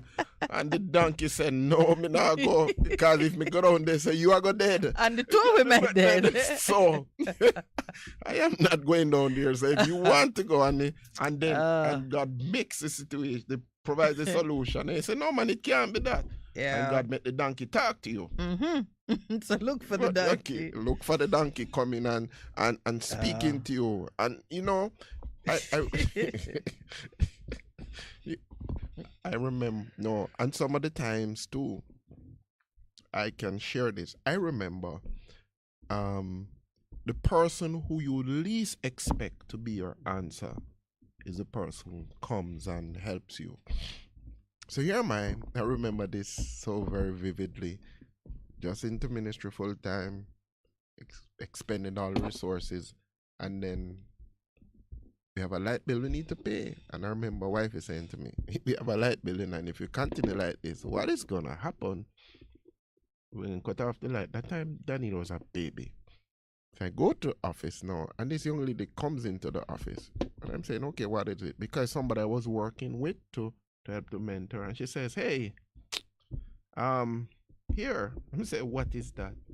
She put some money on the decks. I'm saying, no, can't take your money. She was out of a job and all of that stuff. And she insisted, and then the Holy Spirit said, stop. I got this thing check in my spirit. And so receive it, because she's obeying what God has instructed her to do. So I said, okay. You know what happened? It was the exact money to pay the light bill. 1 week after that, she got a job. Sacrifice. Yes. So when we talk about look for the donkey, when you least expect it. I hope she's not listening and think you're calling her the donkey. No, man, she's not a donkey. Because I had to swallow my pride. Yes, yeah. I say no. And it's an unlikely place. Yes. It's really where we're taking this. Yes, it's unlikely, and some of the times it happens. So the person you least expect, always be open to that. And don't let pride or your own view of things shut it down. Long time ago, I learned this. Whenever I'm feeling under pressure with something personal, I must go out and help somebody. Wow. Go solve a problem for somebody. And it comes back to you, No, I don't know. I can't tell you, because although from I was 10 years old, I'm sure about this. I have been in communication. He speaks, I listen, I know his voice. And so now that I am, kind of more mature and settled in the relationship, it took some time. I know that's where it came from. But I can see myself, 20-something years old, bought my first real estate. Every month me broke. By the time you pay school loan, student loan, remember student loan? Yeah, man, I remember that. I had it too. By the time you pay student loan, car loan, mortgage, you have no money. And put money in your car or put gas in your car. You're right, the money in the car. It was money, literally. I would break even and be just joyous. I didn't owe anything. I'd done paid my bills on time. And at 1.2, and as the minute a space is made in your budget, something fill it. At 1.2, my sister and I our two younger brothers were in college, and that was our gift to them, to get them through. Because my father, I hear some fathers will say, my father was give me gal picnic them kind of guy. I will take my girls any day. Boys were just, you work them. Serious? Yeah, my father was old-fashioned. I don't know if there was ever a time when that was in fashion, except in the days of slavery. But boys work hard. He loved his daughters in a different way, and the boys were, there are some places where the sons are treasured. Yes.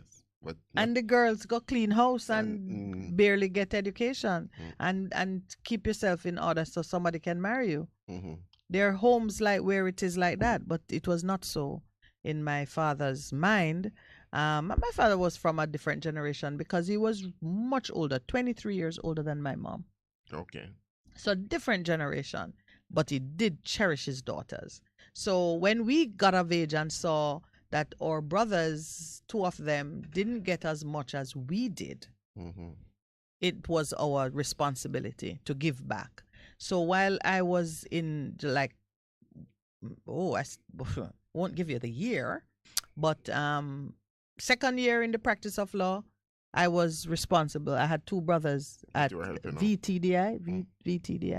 I had two brothers in school, and I had car loan, blah, blah, blah, blah, whatever. So there were many days when if you didn't eat at work, your diet. I was a very skinny person in those days. Can't imagine it, but anyway.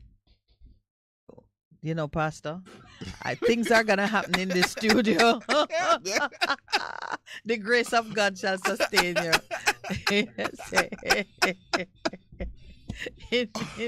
in repentance and rest shall be your salvation. You are going to be very penitent in a short while. But so there were days when, and I remember that key falling into place.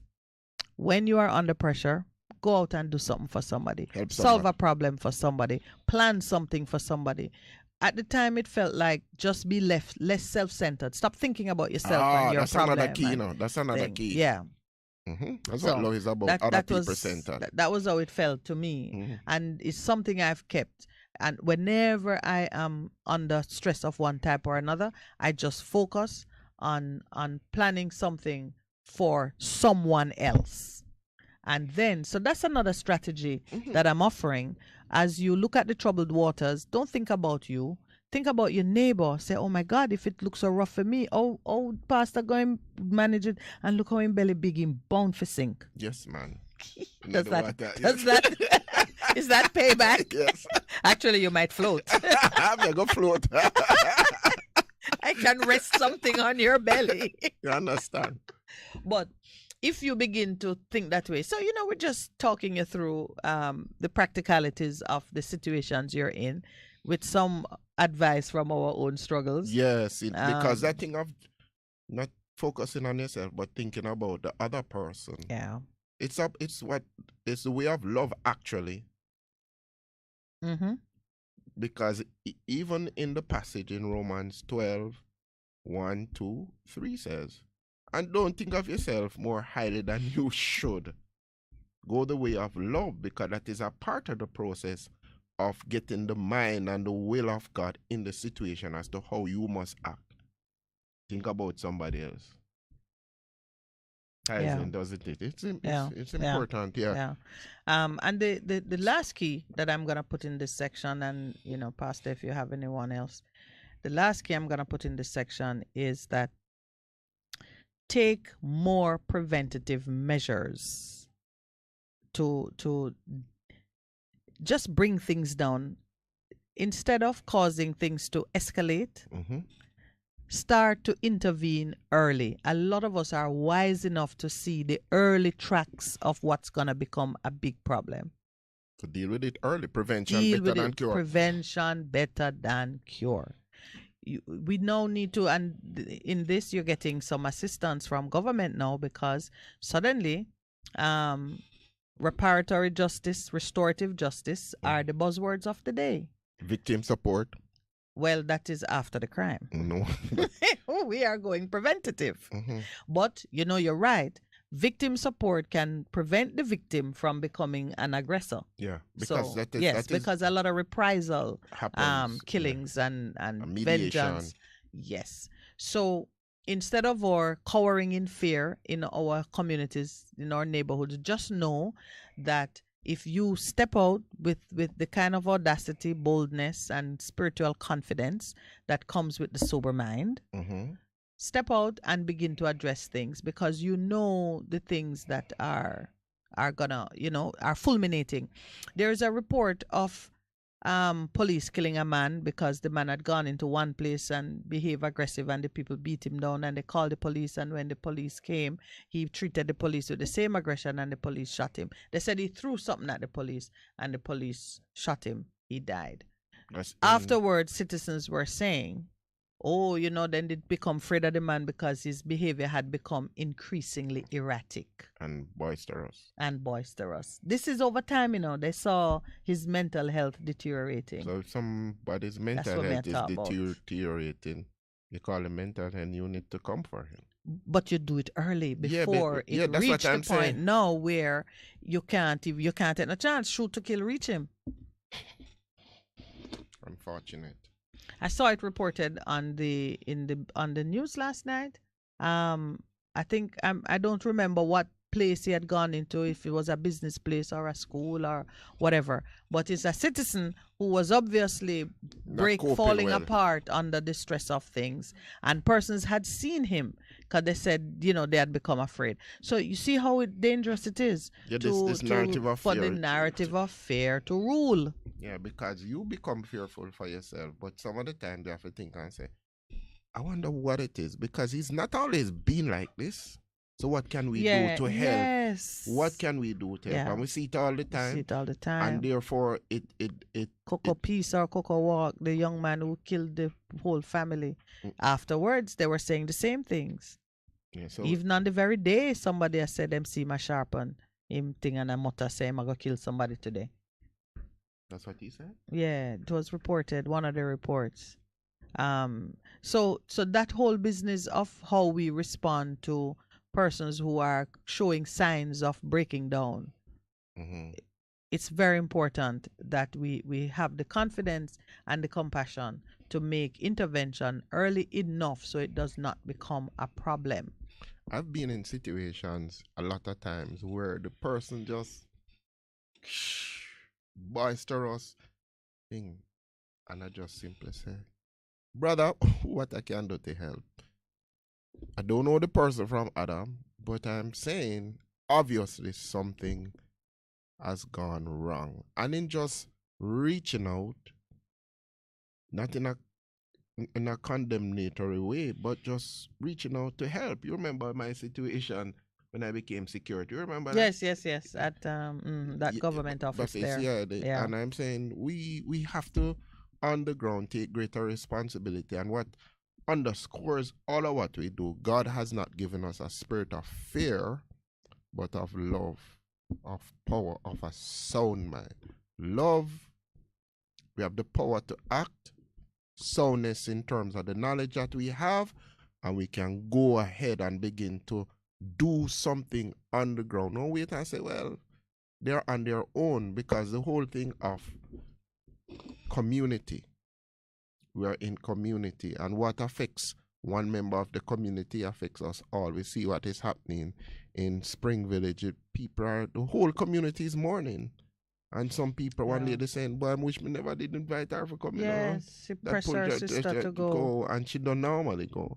The whole thing of and you know that guilt is a bitter root that will hurt her now. For the rest, And the whole thing of, in terms of what fear has done to person's mental health, in as a result of lockdown, but generally in our country, people have become so fearful.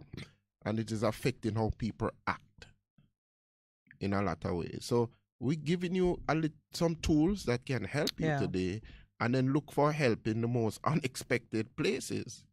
The donkey or that person. Because God is not showy unless, of course, he's parting the Red Sea. Yeah, he does that all the time. But even as you speak about that, fear was the narrative with those guys, because remember, the Egyptian was behind them. Pressing. The Red Sea was ahead of them. They've never been, and the mountains were on the side. So what God says to us, have I not said? Him said to Moses, brethren, we had stand up for to stretch out the rod and move forward, and to learn to be obedient to what the Spirit of God. I gave you a tool. I gave you something. In your hand. Use it. Yes. Use it.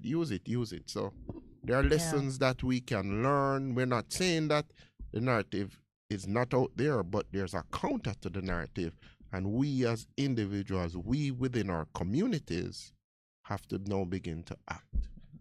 Well said, sir. Let me share two things coming from the chat because the boys are speaking. Welcome, Conrad. Conrad said, what about building knowledge of self? Well, of course, maybe when he joined, he didn't hear that, but it begins with that. Knowledge of self is when it's in yourself, you're going to find God, True. So you gotta, if you're not prepared to explore yourself, you will miss the creator of self. That's how you know you're a created being, when you search out yourself and realize that, whoa, somebody bigger than you. Yeah, I'm not accidental. I didn't just mushroom out of my parents. So yes, building knowledge of self, critical. And then he's all, he believes learning your history, knowledge of your history is a part of who you are. So I see them as the two things. And then Conrad repeats the thing that the devil has been very effective. He says there's no devil, no such thing as devil, the evil, or the one who devalue.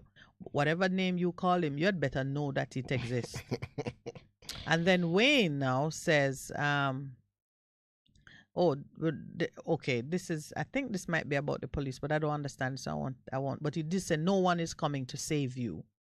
Okay. Your salvation is in your relationship with God, so come on, you better trigger that.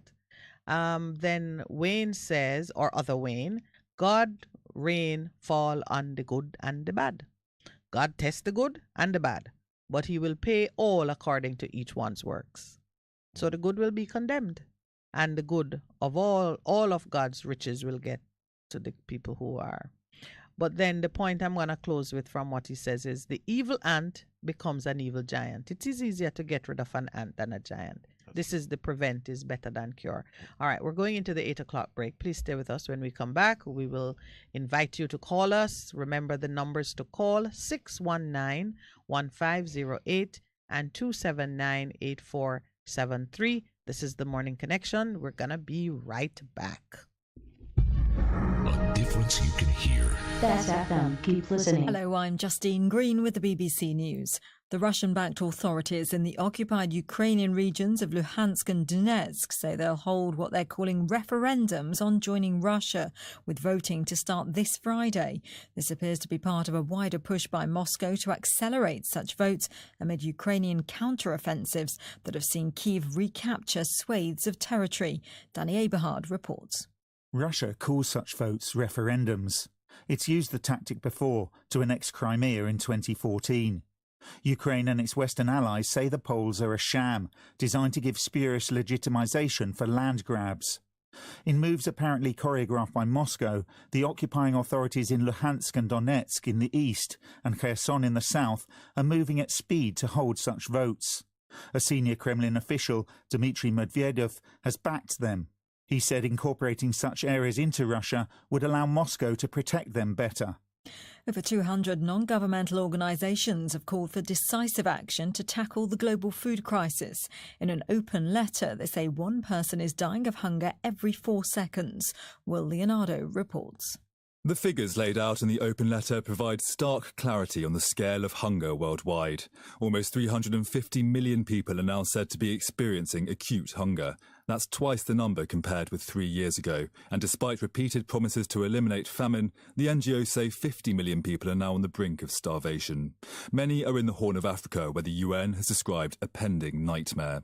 The letter says a combination of poverty, inequality, conflict, climate change and economic shocks has been exacerbated by the COVID pandemic and the war in Ukraine. An Iranian MP has issued an unusual public criticism of the country's morality police. It follows the death in custody of Mahsa Amini, a young woman arrested last week for allegedly violating the official dress code. The MP, Jalal Rashidi Kuchi, said the morality police have produced nothing but loss and damage for Iran. The UN Human Rights Commission has expressed alarm at the woman's death. At least 9 more people have died in Pakistan from waterborne diseases, as health officials warn that the spread of malaria, dengue and diarrhoea threaten a second disaster in flood-affected regions. Officials say it may take 2 to 6 months for the waters to recede. Rajini Vajanathan reports. With many parts of the country still underwater, millions remain homeless in Pakistan. Here in Sindh province, the worst affected, hundreds of thousands of families are living in the open air, in basic makeshift camps, with very little access to clean water or food. stagnant water has become a breeding ground for mosquitoes, presenting another serious risk and a sharp rise in waterborne diseases. You're listening to World News from the BBC. At least one person has died of Ebola in central Uganda amid an outbreak of the rare Sudan strain of the hemorrhagic fever. Several other deaths are being investigated. A health ministry official, Diana Atwine, told people not to panic. We have capacity, we have the skills, we have what it takes to contain this Ebola. And so we want to ask to stay calm. We are going to handle this epidemic precisely. Police in Hong Kong say a man who played the British national anthem on his harmonica has been detained for conducting an act with seditious intention. He played it outside the UK's Consulate General following the funeral of Queen Elizabeth. The man also reportedly played Glory to Hong Kong, the de facto anthem of pro-democracy protests. A court in France has handed suspended 15-month sentences to 3 police officers after finding them guilty of the manslaughter of a black man. They used a contentious chokehold when overpowering the man who was acting violently in a bar. Hugh Schofield reports. The officers were in their rights to use force to overcome Amadou Koumé, the judge ruled, but their application of that force was excessive, and the police failed to notice or failed to react when the man showed signs of distress. At the heart of the case is a controversial stranglehold, which until recently was a method taught to French police trainees as a legitimate way to overcome violent behaviour. But following a number of cases like this, in which detainees, many of them black, died of asphyxiation, the method was officially stopped last year. Scientists have come up with a figure for the number of ants on Earth. They estimate there are almost 20 quadrillion or 20 million billion individuals. That's about 2.5 million ants for every human. Their total mass is estimated to be greater than that of all wild birds and mammals put together. BBC. A difference you can hear. A difference you can feel. Bess FM-100 on your dial. Keep listening. Warning, warning. When there is a hurricane warning, button don't tie down everything. Lift appliances and furniture off the ground and secure your valuable items.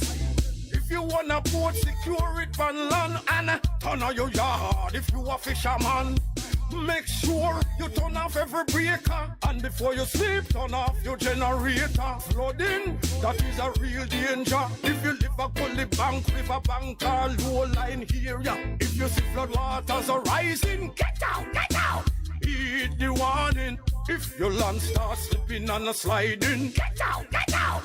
Heed the warning. Hurricanes gonna happen, so be prepared. A message from the Office of Disaster Preparedness and Emergency Management. For a better choice in all your electrical supplies, A, authorized 3M dealer and better brand names. B, better service including free island-wide delivery. C, all major credit and debit cards accepted. It's ABC Electrical Sales. Shop number 8, Hagley Park Plaza, Kingston 10. Open Monday to Friday, 8 a.m. to 5 p.m. Saturday, 8 a.m. to 4 p.m. We make your electrical jobs as easy as ABC. Call 754-382-528 or fax 754-3659.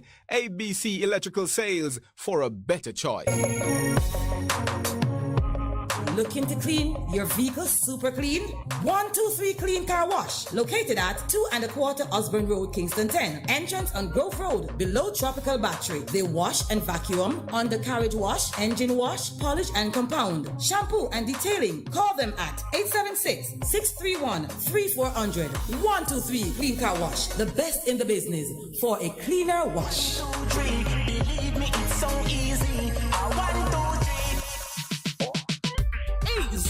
Let not your hearts be troubled. Just believe in God Almighty and daily renew the mind. As we live in this time when fake is more valued than real, lies prefer the truth, the unnatural put above the natural. This is Lady Donna, aka Dr. D. Don, with a new song, Almighty Jah, encouraging your people to keep the faith that God will make a way. Get your copy today. It's on all digital platforms. Lady Donna Official on Instagram, Facebook, AsujaRecords.com. For bookings, Asuja Record label at Gmail.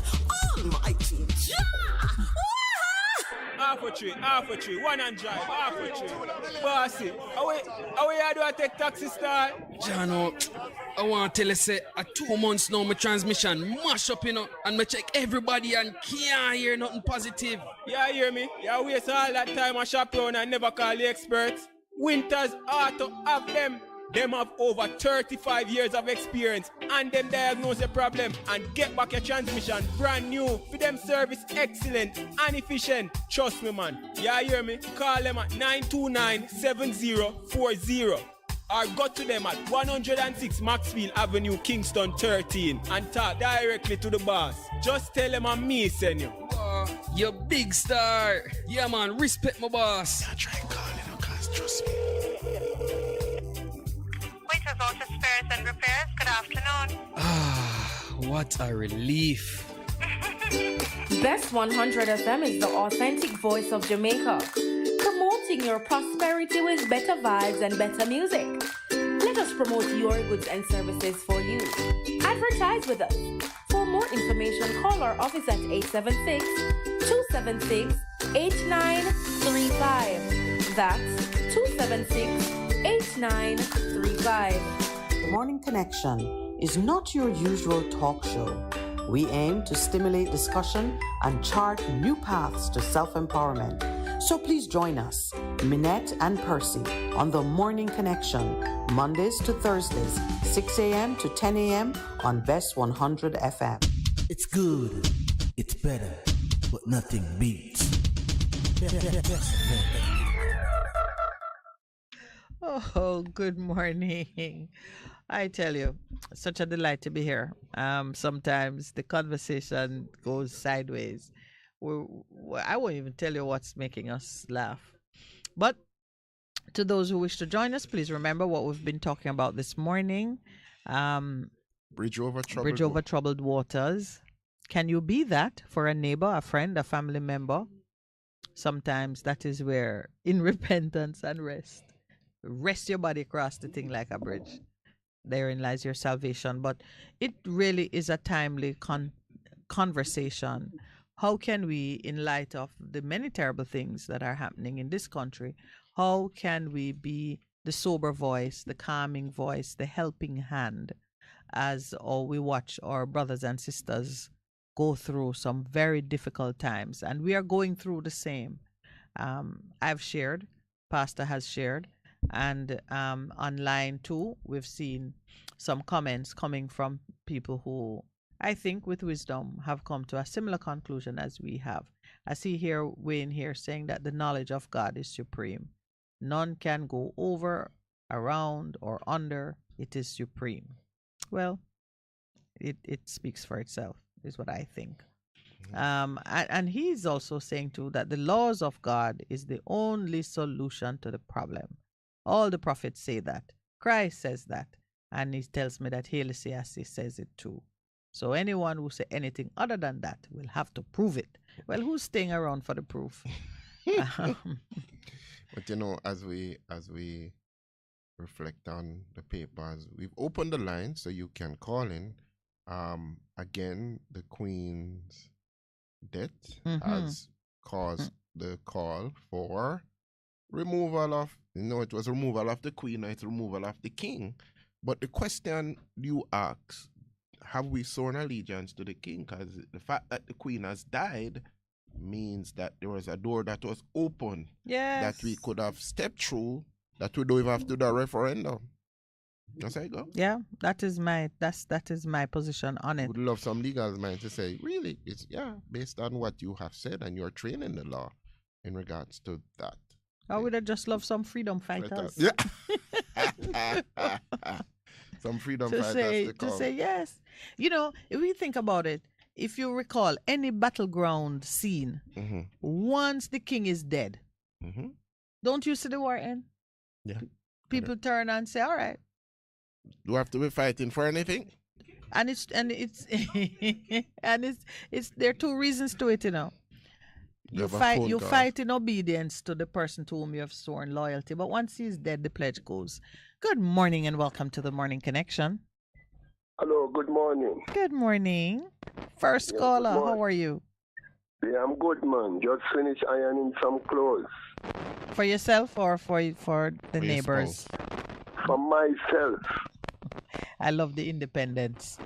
Yeah, you know, as you said, bridge over troubled water, morning to your listeners and your valuable callers. You know, when you watch your program on YouTube, you're on YouTube. Yes. When you watch your program on YouTube, asking all those who watch the program to invite a neighbor to subscribe.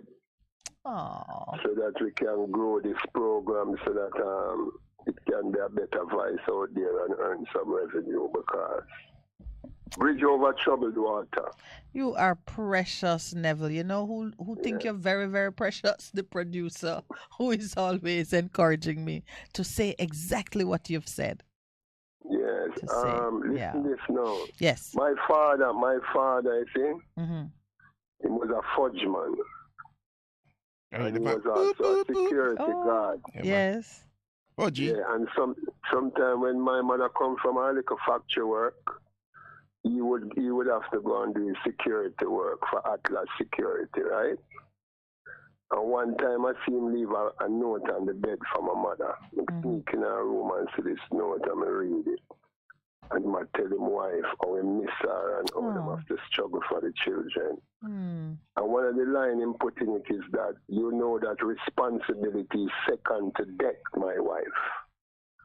That my father write him wife and tell her in my mind, all I'm boy pinning them and him one daughter in the garden. Responsibility, pastor, is second to death. And I put it to your pastor that most Jamaican males right now running from responsibility of family life in this country. That is why we have this bridge over troubled water. And the single mothers out there, some of them who kick out them baby father for one reason or the other, mainly for money. They are reaping the whirlwind of it now because they never expect this high level of inflation.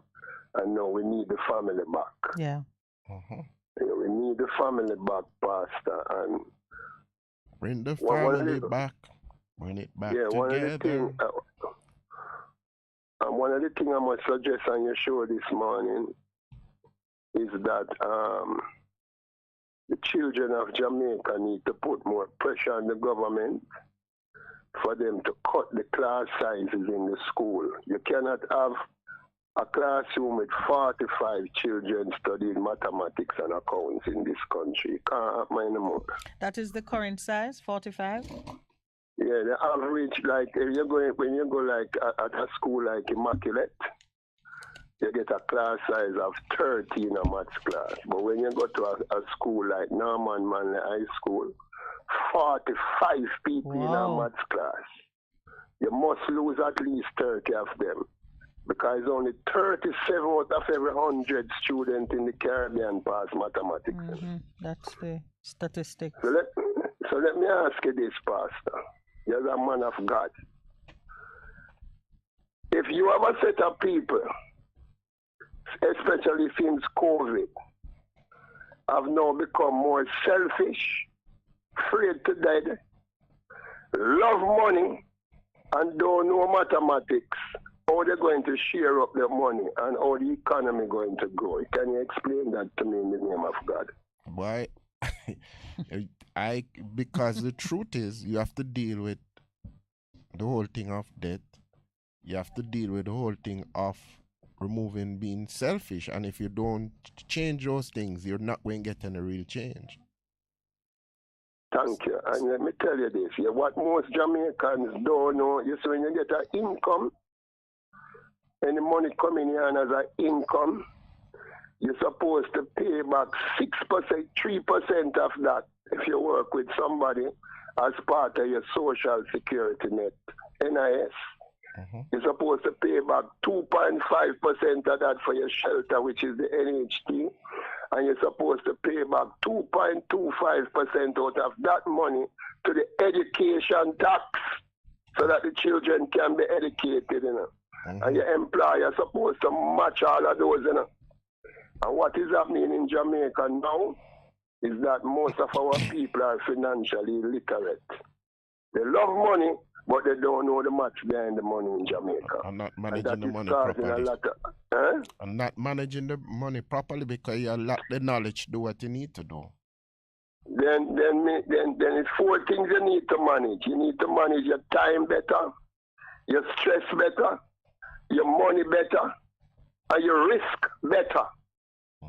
You know, when I take up my phone and call this program, you see, a lot of people, when they see me on the road, they tell me to keep it up. Okay. Because it's changing a lot of minds out there. And one of the morning, you see, a suggestion, you must have an open air show in Mandela Park in Half-a-Tree. We're going, man. We're coming. We're coming. Coming Half-a-Tree. Yeah, man. We're coming. And you're going to see the groundswell for your program. And you're going to market your program better. And we'll have a better future in this country because, would you say we are at the end of an era, Miss Minett? Yes, we are, the sir. burial of the Queen. Absolutely, yeah. And as a result of that, would you say we need a paradigm shift in all the Commonwealth countries, especially Jamaica? Especially in Jamaica. Yeah, man. Paradigm shift. Up this thing? Yes, man. Because the Prime Minister and his wife went to the funeral. And they are no use to the Jamaican people fundamentally. They may be useful to their political party. And the Governor General and his wife went to the funeral. And both of them mess up a key law in the public service law where they breach the Constitution. Because the Governor General is just a rubber stamp for what the Prime Minister says. I'm not reading the document. And it's them coming back to lead us in the hands of a king. Yeah, no, it sounds like a joke, and that's the frightening part of it. That, you know, when you see your Chief Justice before the body calling at the morgue, sending out thing to replace, and already the media is calling people King's Counsel, and we're all just like falling in line as if this is how things were meant to be, and it's far from it, and we don't have to, and it's very disturbing to be part of this kind of reality. Yeah, because you know, all the insignia of the Queen is going to have to change in the courthouse, though. Of course. How they get money so quick to change all of those insignia and put on the King's insignia, and they can't clean the rubbish in Portmore. Okay. So you have to ask yourself those kinds of questions. Everything have to change. Yes, my brother, you too. And you know, the very fact that it has to change tells you that we could have done something different. Could have done different, yeah. Good morning and welcome to the Morning Connection. Queen and King, how do you do? Empress, we are well. Good morning to all the kings and queens who is on the land of Jamaica. Good morning, ma'am. You know that I listen to the program, and sometimes the program get me upset, you know. What? Really? You? Yeah. Tell us. Depending on what I hear, like what I'm just hearing from never. Oh, so you mean, okay. Yeah. Tell me what you're... Anyway. Yes. You're dealing with how we can deal with communities and all of that. Mm-hmm. Yes, the troubled waters. The first thing is to help people to know who they are. So the person who said that, knowledge of self. 1,000,000%. That's Conrad in Toronto. Because when people know who they are, they start to move in a different way. Mm-hmm. And I've proven it. Now, the whole thing is we have to re-educate our people to know where they came from. And when God made male and female in the garden, his command is go out and rule. Dominion. And it goes from the ant to the tallest tree. That's what they're going to rule. From the ants to the tallest tree. Mm-hmm. We don't want to do that. We want to rule man. And from day one, when the first king came in Israel, it was causing problem. Until this day, the whole world no problem. Mm-hmm. That is two. Yes. The next thing I'll go to, as we educate people who they are, and tell them. Somebody asked me yesterday, what benefit do you get out of calling people kings and queens? I said, because that is how God made them. And what benefit? When people start looking at themselves. True. You know? And that's my benefit. Now, the next thing, as I talk about that part of it, who is going to teach? All of us. Every one of us. Start speaking love into people. Start letting people know that you are the light of the world. And let them know the salt gives good taste. We have to understand that salt gives good taste. So That's the words that flavor. spit out of our mouth is power going out there. So I'm asking those who listen today to start where you are. Little children, they call them doctors, like what have you. Stop calling them rude or bad. Because when them become rude or bad, what we do with them? Send them to the police. Okay? Yeah. I was surprised when my grandson told me that a little boy was expelled from his school. A little boy. And he was about 4. 4? You can expel a 4-year-old. They expelled him because what he was doing to the school. I didn't even know. No, just the other day, my 8-year-old son was telling me what was happening in school. The teachers didn't tell us. But it's a sweet boy, you know. One sweet little boy. I couldn't believe. But the whole thing is children's behavior. Sometimes we as parents do things and they're not thinking about the babies around them. That's so true. You understand? And babies are great learners. And what they learn, they don't forget. Okay? So, I will ask you continuously to speak in the word love to the people as what you are doing.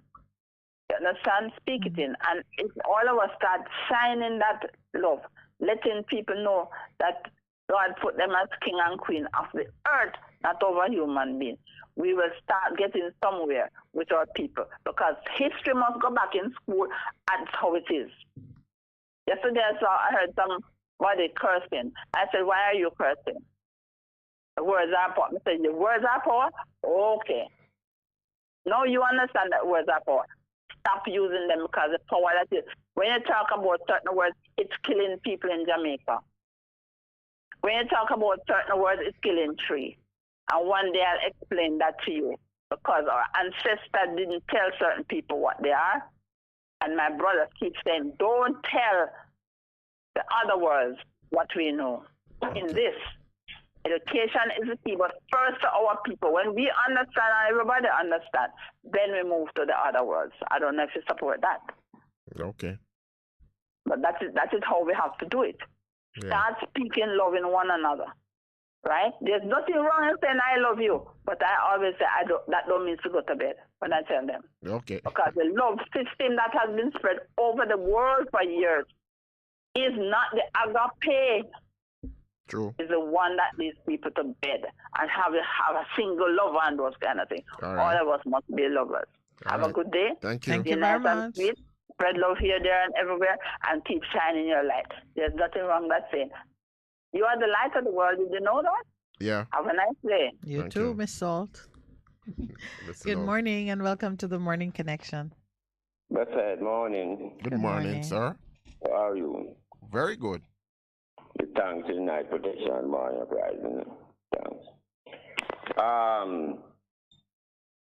It is always darkest before the dawn, and every cloud has a silver lining. And what is happening, Empress? You're right. You hit the nail on the proverbial head because the head is dead. Understand? So I just the tail I wag you know. So as my teacher would say, just sit down and watch. When you see ants start drawing the tail, you know everything done. Yeah, sweep up and move in. Yeah, it's finished, you know. Yeah. And then again, children, when you have a burden on your shoulder, sometimes you can use it as a stepping stone. Because when you have done so and you have achieved such, that just means you have grown spiritually. Yes. True. You know, when you use the take it off your shoulder and put it under feet, you know, and use it as a stepping stone. And it means now that you have grown. Anytime you have achieved that, that means you have grown spiritually. You're a better person as it, because when you go through it makes you stronger. You overcome that, you move to the next phase. Glory to glory. That's how you move from glory to glory. Yes, and there are also lessons to be learned when we in the valley. Of course.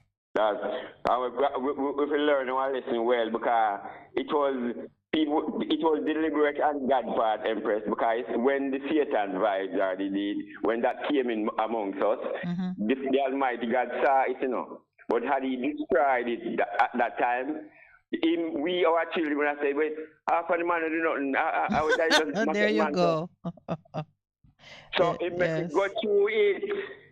We could live it and we live it and overcome it. Yeah, and then when it starts to mash you up and burn you up, you're going to say, oh, you mean daddy, mash up them like this bad. You understand? That's how you go. You understand? Yeah. You see, Empress, you ever drive, you drive, right? You ever drive over tired one night and you reach home and lock the gate in your bed and you don't know how it was done. Oh, please. One of my stories end with getting up the next morning and I hadn't locked the door or taken my handbag out of the car. See, so that your subconscious take over. Took me home, Which is greater than your conscious. And when you all right, Empress, it's done. But after the foundation and our the old time salvation, and the foundation of Christ's kingdom. Yeah. Old time salvation. Blessed. Amen. And we're right up on the break. Yes, we'll be right back. A difference you can hear. A difference you can feel. Bess FM, keep listening. Warning, when there is a hurricane warning. Button down, tie down, everything. Lift appliances and furniture off the ground and secure your valuable items. If you wanna boat, secure it on land and turn on your yard if you a fisherman. Make sure you turn off every breaker, and before you sleep, turn off your generator. Flooding, that is a real danger. If you live a gully bank, river bank, or low line area, if you see flood waters are rising, get out! Heed the warning. If your land starts slipping and sliding, get out!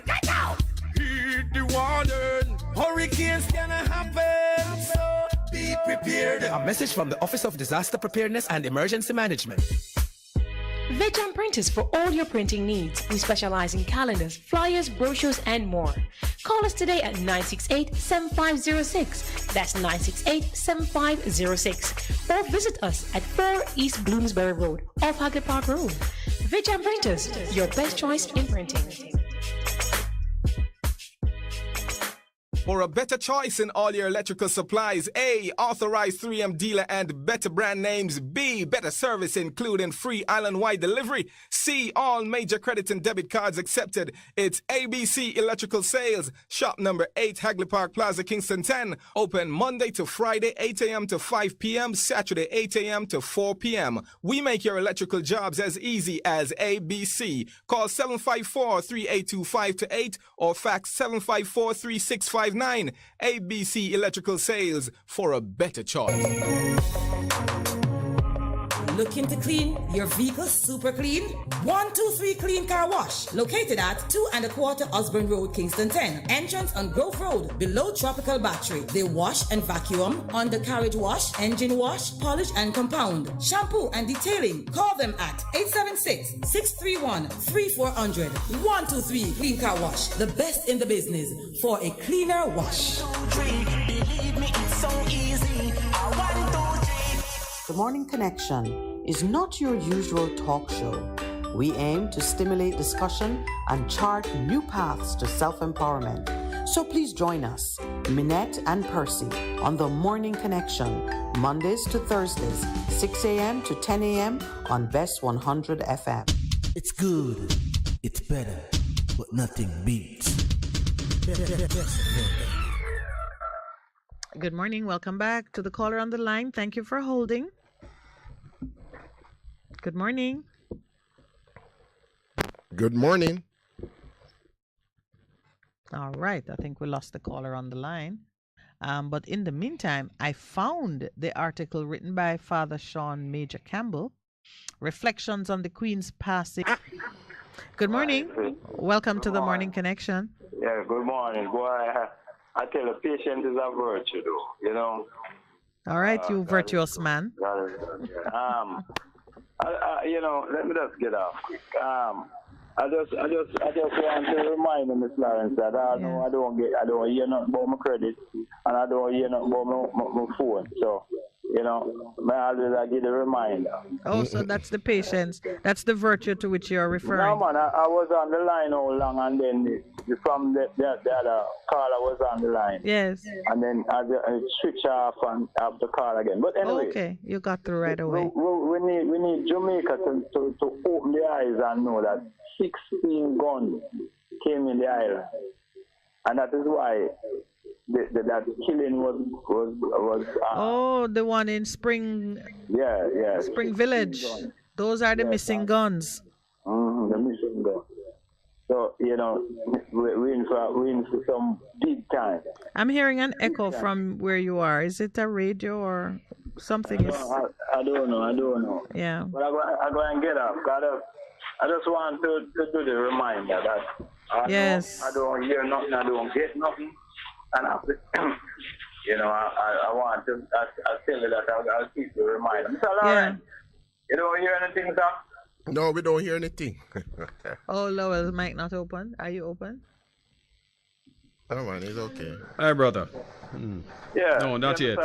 Well, we've been trying to get in touch with our contact there. He has not responded. Not sure if he's on vacation or whatever, but we'll keep trying. A very long time. What can I tell you? But I guess we do. No. And you know what? There's a purpose to your saying it every day. And we're talking about flow, is it? Flow. We're talking about flow.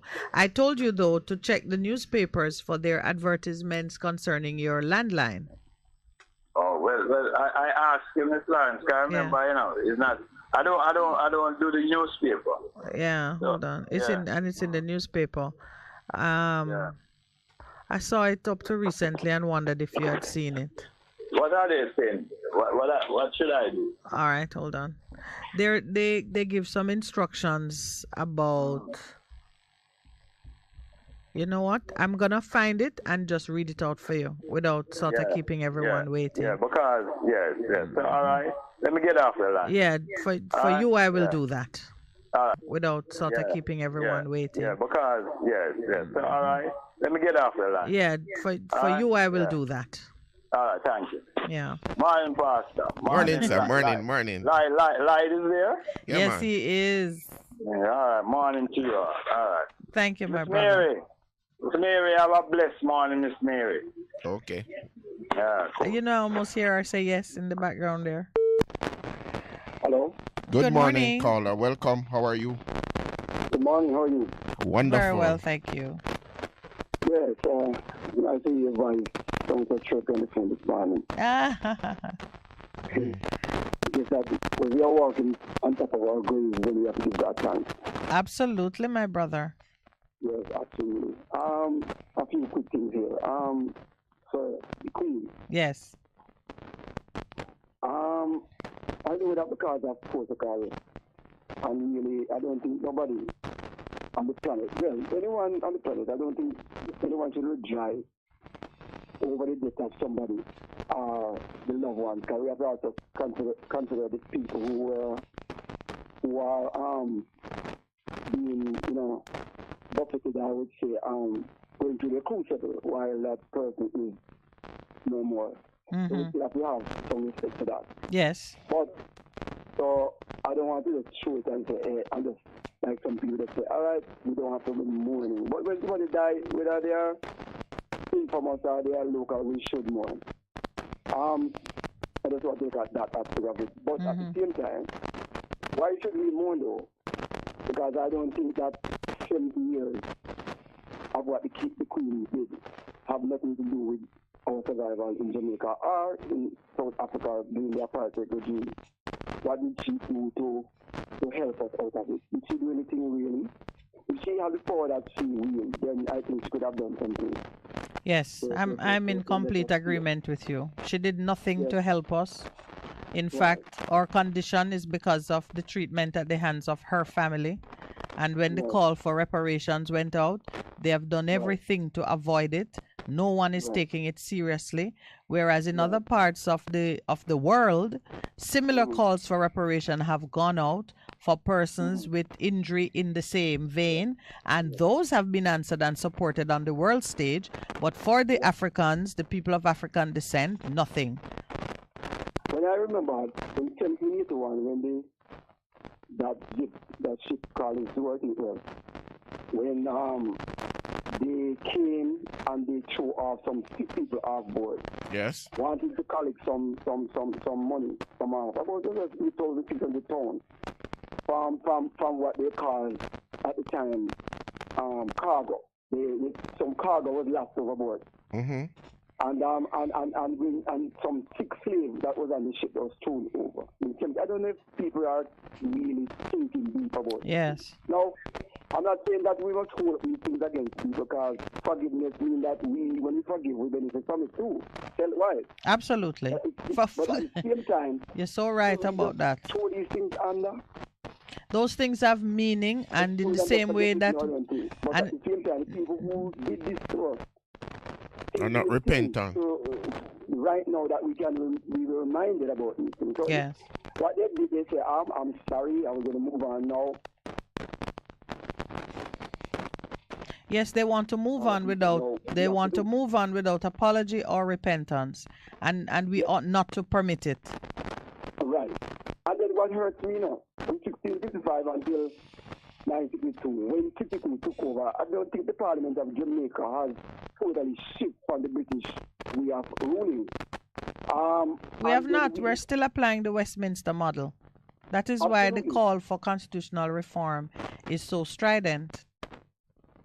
But we could still do it, because if you look back in England and see how they administer the refusal system, it is not like how we do it, because people can still look at the government and be a part of the parliament and say, okay, you're wrong. In Jamaica, we don't practice those kind of things. So no, because not bad, but it's how we interpret it and how we apply it. But the Westminster model is bad for us because it was created to insulate the crown from any backtalking or any true involvement of the people. So Parliament is like a safe haven for those who want to go and run things and be answerable only to themselves. They're not answerable to the people. So it's bad for us. In England, there is relationship between their parliament and the people. And as you can see, their leader knows that if certain things going down, he had better just resign. Absolutely. In Jamaica, you don't have that. Absolutely. That's my point. You can resign. So in some Africa, they still have some... they have improved. Yes, right. You're correct about that. Yeah, man. Yeah, right. And our leaders have no shame. No shame. Look at people say, all right, let's look at language now. Why shouldn't we be speaking English language? When we came here, they saw about 60,000 Chinese, right? And they came, the Spaniards came here. And at least, if I was the Prime Minister, in the schools, we should have been, one of our languages should have been at least Spanish. At least something that. But Spanish. Everything else, and then we have to speak their language. And today, even though we talk about Patois, and if we go and do an interview and we speak Konya, Guya, or something like that, they want to say out of the chair. But yet still, the English came, and their language now about 1.6 billion people in the world speak English language. They go all over the world, and whatever they believe in, they push it on us forcefully. And we today are a part of that system because we speak their language. I speak to a man in Florida, and I said to him, I was talking about English. He said, I don't speak English, I speak American. Well, Jamaican, it's called Jamaican English. There is a very big conversation going on about Jamaican, the language of Jamaica, which takes into account and has its foundation in the point you're making. Unfortunately, we no longer know the language of our own people, and we came from different tribes, and there are as many tribes as there exist that you have languages. So what has emerged out of our melting pot is a recognition that Jamaicans speak something called Jamaican English. It has an identity. It can be documented and described in ways enough, and it can be taught. I think our children or descendants, I think the future is going to see a whole different appreciation of culture. That I'm confident of. But I take your points, my brother, and I appreciate your weighing in on the issue. There are many arguments that are coming to the fore now, and it's just for Jamaicans to participate in it, and participate in it the way you think and speak on your mother's knee. Don't feel that you are left out of it because you can't get up and speak it. They don't speak as you do or as I do. Queen's you English or the just make King's sure English. that you contribute to the conversation because it affects you. It's your business. It's your And mother it tongue, is, yeah, and mother tongue. it is for the rest of us to make sure that there's space for all of the voices of Jamaica to be heard. One more quick thing before I go.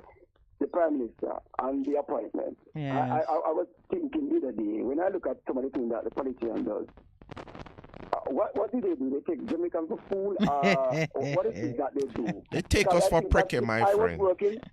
If I was working, right? I was working at place as a media manager, right? I could not do that stupidness. Because when I come and ask the book, I have to make sure everything was okay. Yes. No, if I did anything, I would be fired. Ooh.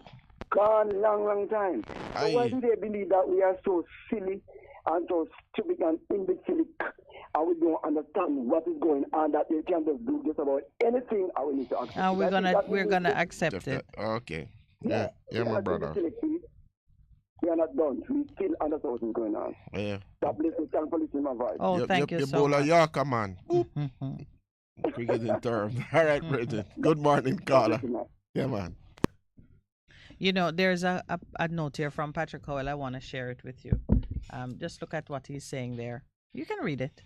I am on record on talk shows as far back as Mutty in telling Jamaicans that we are not independent. I pointed out to this nation that the civics book stated, the sovereign followed by the governor general. Time we clear this up. Well,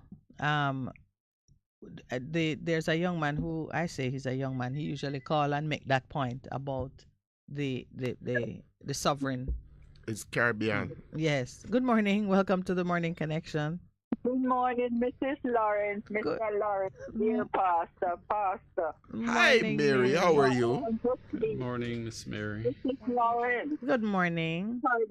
Morning, Mary. I heard you saying something this morning about helping others.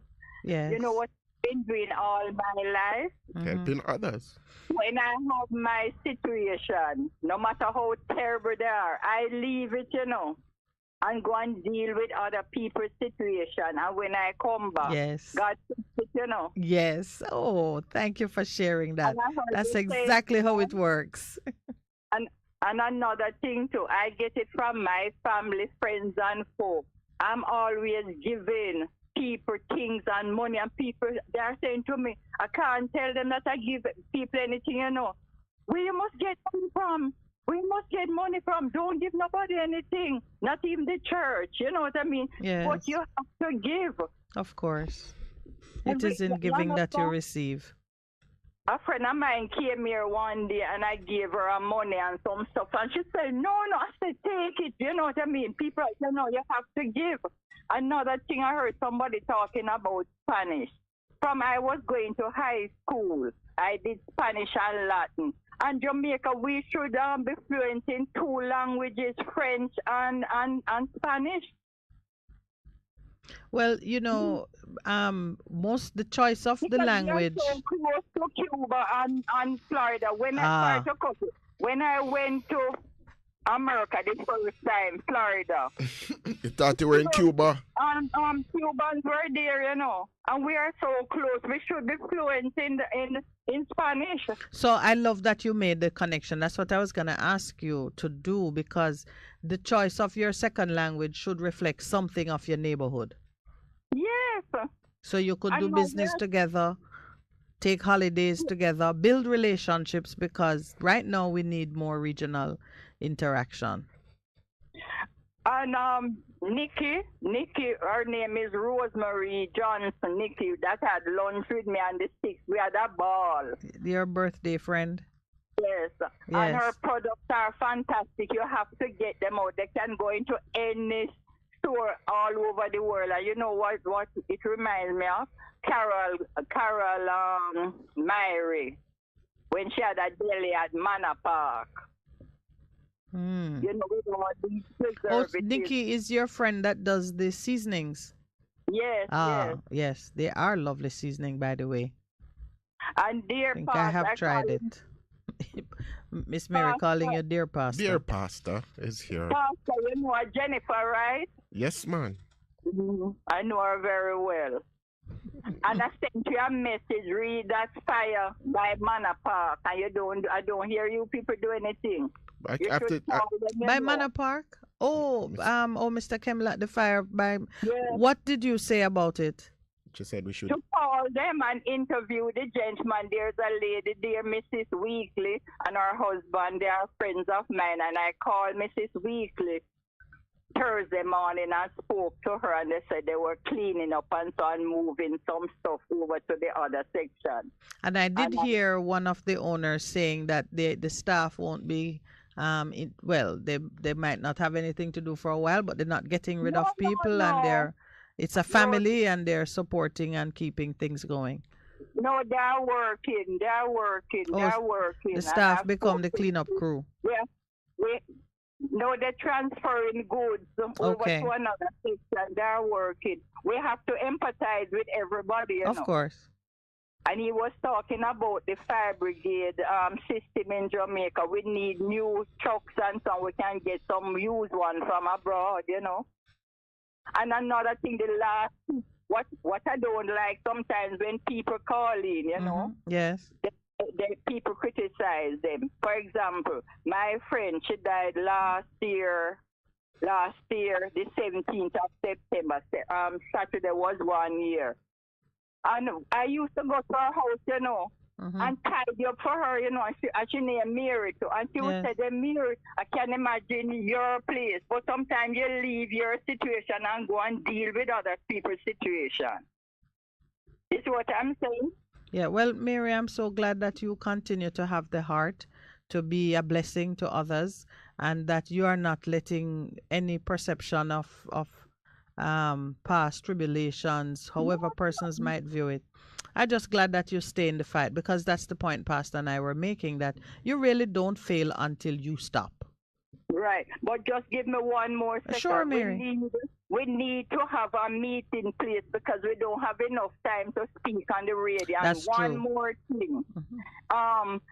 People, the same Nikki went into a bank on Friday, and she was there for 2.5 hours just to get to do a transaction in the line for 2.5 hours. Wow. When I used to go in the bank, I just take a ticket, whether Jamaica National, BNS, NCB. I take a number and I go straight to the front and ask for a supervisor to put another cashier on. Yes. And sometimes when they put another cashier on, you know what they do? They don't deal with the senior citizens. They make that cashier look after the people in the line. They don't care about, and I agree with what Mr. Montague said about the banks. It's a long story. Make Nikki talk to you, right? They have grants coming in, and she need to put up a factory space before she can export, and they don't want it. When our same people, we can't blame the government for everything. Our same people in offices don't want to help one another. Our same black-skinned people. And the last thing before I go, right? I don't care if anybody wants to be offended. We need to tidy ourselves better when we are going on the road. It would make a big difference if everybody could make an effort and fix yourself. The older people and the younger people just going on the road. Any you old know, way. tidy yourself properly, that helps you. You know what I mean?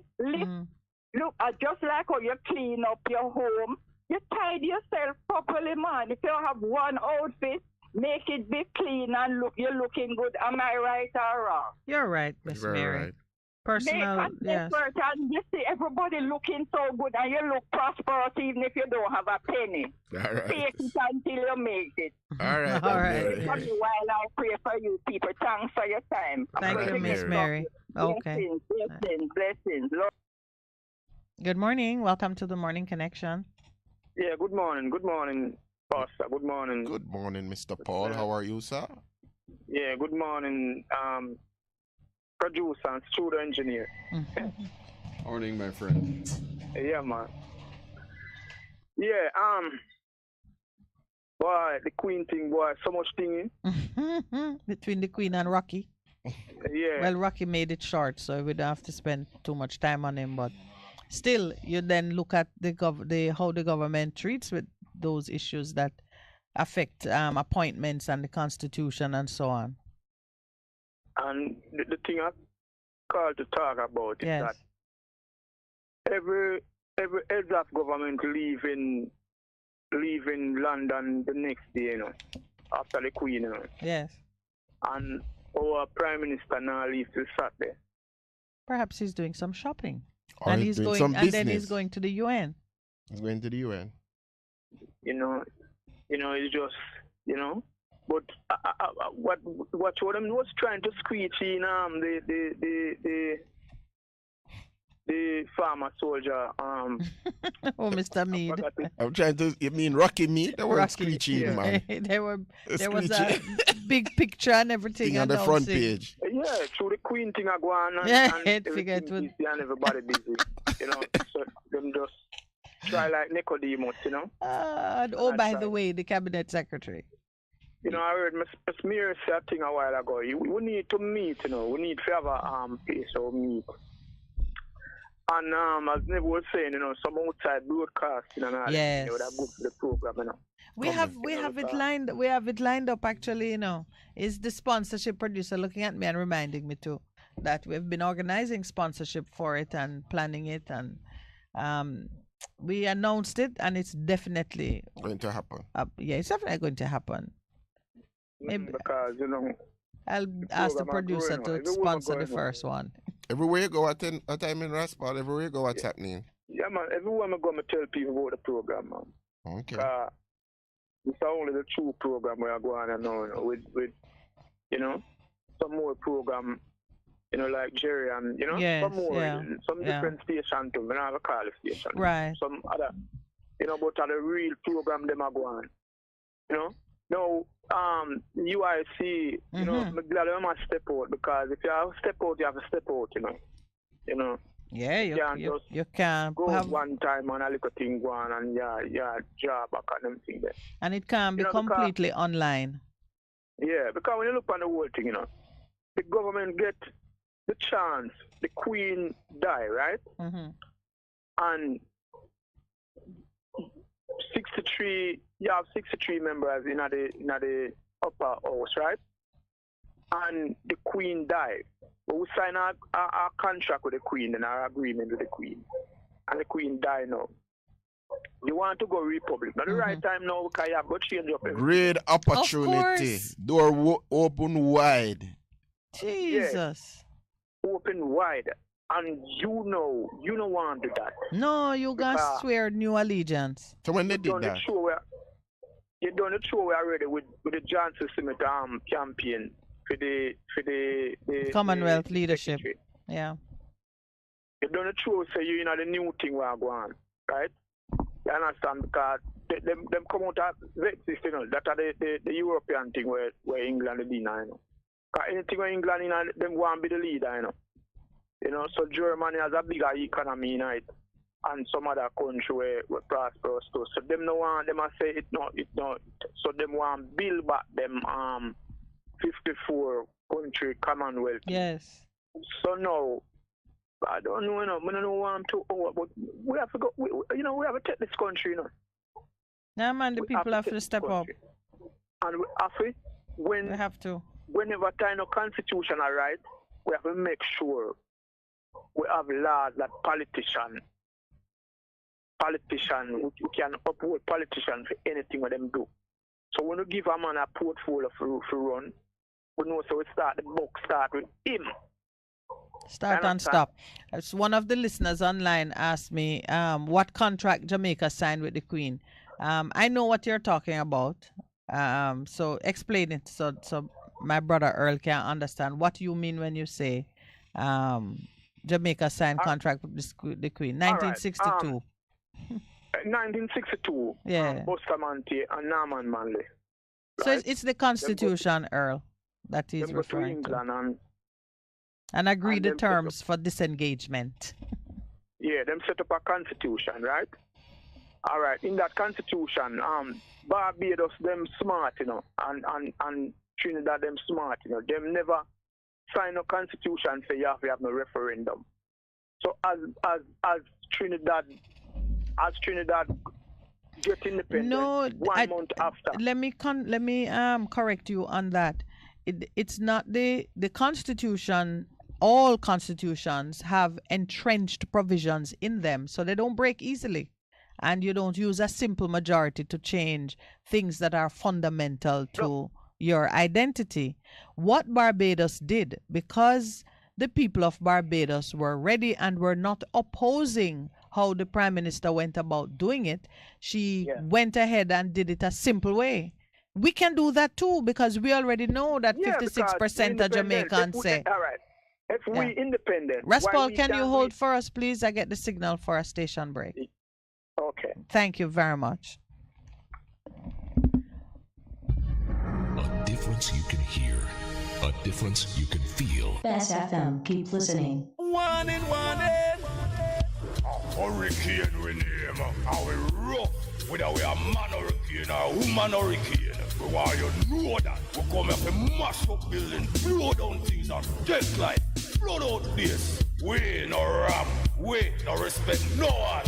So no take no chance with we. Listen to Ad Prem and prepare. Hurricanes do happen, so be prepared. Yes, be prepared. A message from the Office of Disaster Preparedness and Emergency Management. For a better choice in all your electrical supplies, A, authorized 3M dealer and better brand names. B, better service including free island-wide delivery. C, all major credit and debit cards accepted. It's ABC Electrical Sales. Shop number 8, Hagley Park Plaza, Kingston 10. Open Monday to Friday, 8 a.m. to 5 p.m. Saturday, 8 a.m. to 4 p.m. We make your electrical jobs as easy as ABC. Call 754-382-528 or fax 754-3659. ABC Electrical Sales, for a better choice.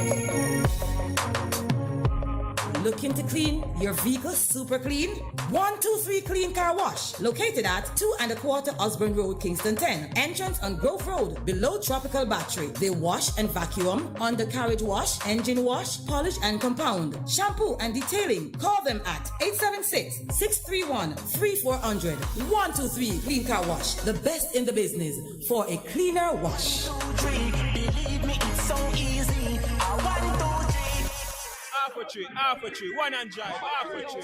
Bossy, how we do I take taxi style? Jano, I want to tell you, say, 2 months now, my transmission mash up, you know, and me check everybody and can't hear nothing positive. Yeah, hear me? Yeah, waste all that time I shop around and never call the experts. Winters Auto have them. Them have over 35 years of experience and them diagnose the problem and get back your transmission brand new. For them service excellent and efficient. Trust me, man. Yeah, hear me? Call them at 929-7040 or go to them at 106 Maxfield Avenue, Kingston 13 and talk directly to the boss. Just tell them I'm me, send you. You big star. Yeah, man, respect my boss. Try calling, cause trust me. Waiters, Auto Spares and Repairs, good afternoon. What a relief. Vejan Printers for all your printing needs. We specialize in calendars, flyers, brochures, and more. Call us today at 968-7506. That's 968-7506. Or visit us at 4 East Bloomsbury Road, off Hagley Park Road. Vejan Printers, your best choice in printing. The Morning Connection is not your usual talk show. We aim to stimulate discussion and chart new paths to self-empowerment. So please join us, Minett and Percy, on The Morning Connection, Mondays to Thursdays, 6 a.m. to 10 a.m. on Bess100 FM. It's good, it's better, but nothing beats. Welcome back, Rasball, as you were saying. Yeah, so I was saying now, wouldn't like what happened 62, and then we have to wait the next 60 year again. Because what happened 62, you know, yes, that we vote and come out of the Federation, you know, the West Indies Federation, right? yes. And because some people never feel themselves qualified enough to run the whole West Indies Federation, right? That is Bustamante, right? And through Bustamante, know him never qualify enough because you have a whole of bright people, you know. You have bright people at Barbados. You have Norman Manley who bright too from Jamaica. Mm-hmm. And you have a whole of bright Eric people. Williams and those people. Mm-hmm. Yeah, so those people did bright, and if we never do the Federation where Bustamante trick the country people and tell them what a foolishness and them vote for change. Yeah, West Indies would have a broad, big West Indies where a man now make no money at Trinidad, him Ghana Barbados. A man now make no money in Ghana, Guyana. In Ghana, we'd have a big West Indies. You understand? And through Bustamante know say him can become the Prime Minister of the West Indies. But him can become Prime Minister of Jamaica. So them trick up the people them and the Federation mash up. And so we are some little country. Some country just have all 100,000 people. Some country just have 90. Some country and united. Antigua and Barbuda have 98 or something, 98,000. Grenada have 112,000. And the man from Grenada is so powerful in his speech and his commitment. Can you imagine if we have a West Indies, the whole West Indies, unite together? Yeah, it will come. Because, so we don't want that happen again. We don't want that happen now. The way of the Creator is unity, to bring his people under one umbrella that points back to him. We don't want that happen again. We are man going to use Federation now with theme party, and then him go around the people them, and then we still in the same ring maroon about down to king and them thing. No, no people. That's why we have to come out and we have to situate that this thing go right. There's also the fact too, you know. Yeah, there's also the fact that the king, I don't think the king have the stomach for another 50 years of it. So no, the king them have a plan, you know. The king them a draw back for the thing. That's how them leave Brexit, man. The king them have a plan, man. Remember saying, the king will deal with theme party, you know, the theme party ruling, you know. So don't bother think say him not have plan for that. Him not go help Jamaica because we have to use all visa for England and all them things there. That him not go change, you know. But him go invest with the 54 other country in the Commonwealth. Now see some people when enslave or some country or like Uganda and all. Yeah, that were not a part of. France. Yeah, but you see they have they have colonial, and it makes sense. They have colonial trauma, but different oppressor. But them in the Commonwealth now, them join the Commonwealth. Yes, and other country. So it's an investment. Them are deal with a different thing. The king want to go on with now, you know. See, when the girl asks reparation, Scotland, the lady of Scotland asks reparation. They try ease her out. How they move on her to ease her out. And them could have find Jamaica to use. You understand? That's why I know say we know the puppet thing, me know in it, you know. I want to see Jamaica go good, you know. I don't want my grandchildren and my children come live on a certain thing and live like. That's why we have to go out there and make them know. So look here, Jamaica for Jamaica now. Okay. And that's what I deal with. All right. All right, sir. Thank you very much. Yeah, man. Bless you. I'm trying to find the Flow advertisement for our brother Fortis, but more than anything else, Pastor, I wanted to share with you what Father Sean was saying as he looked at issues concerning empire. The Queen. I know I saw it.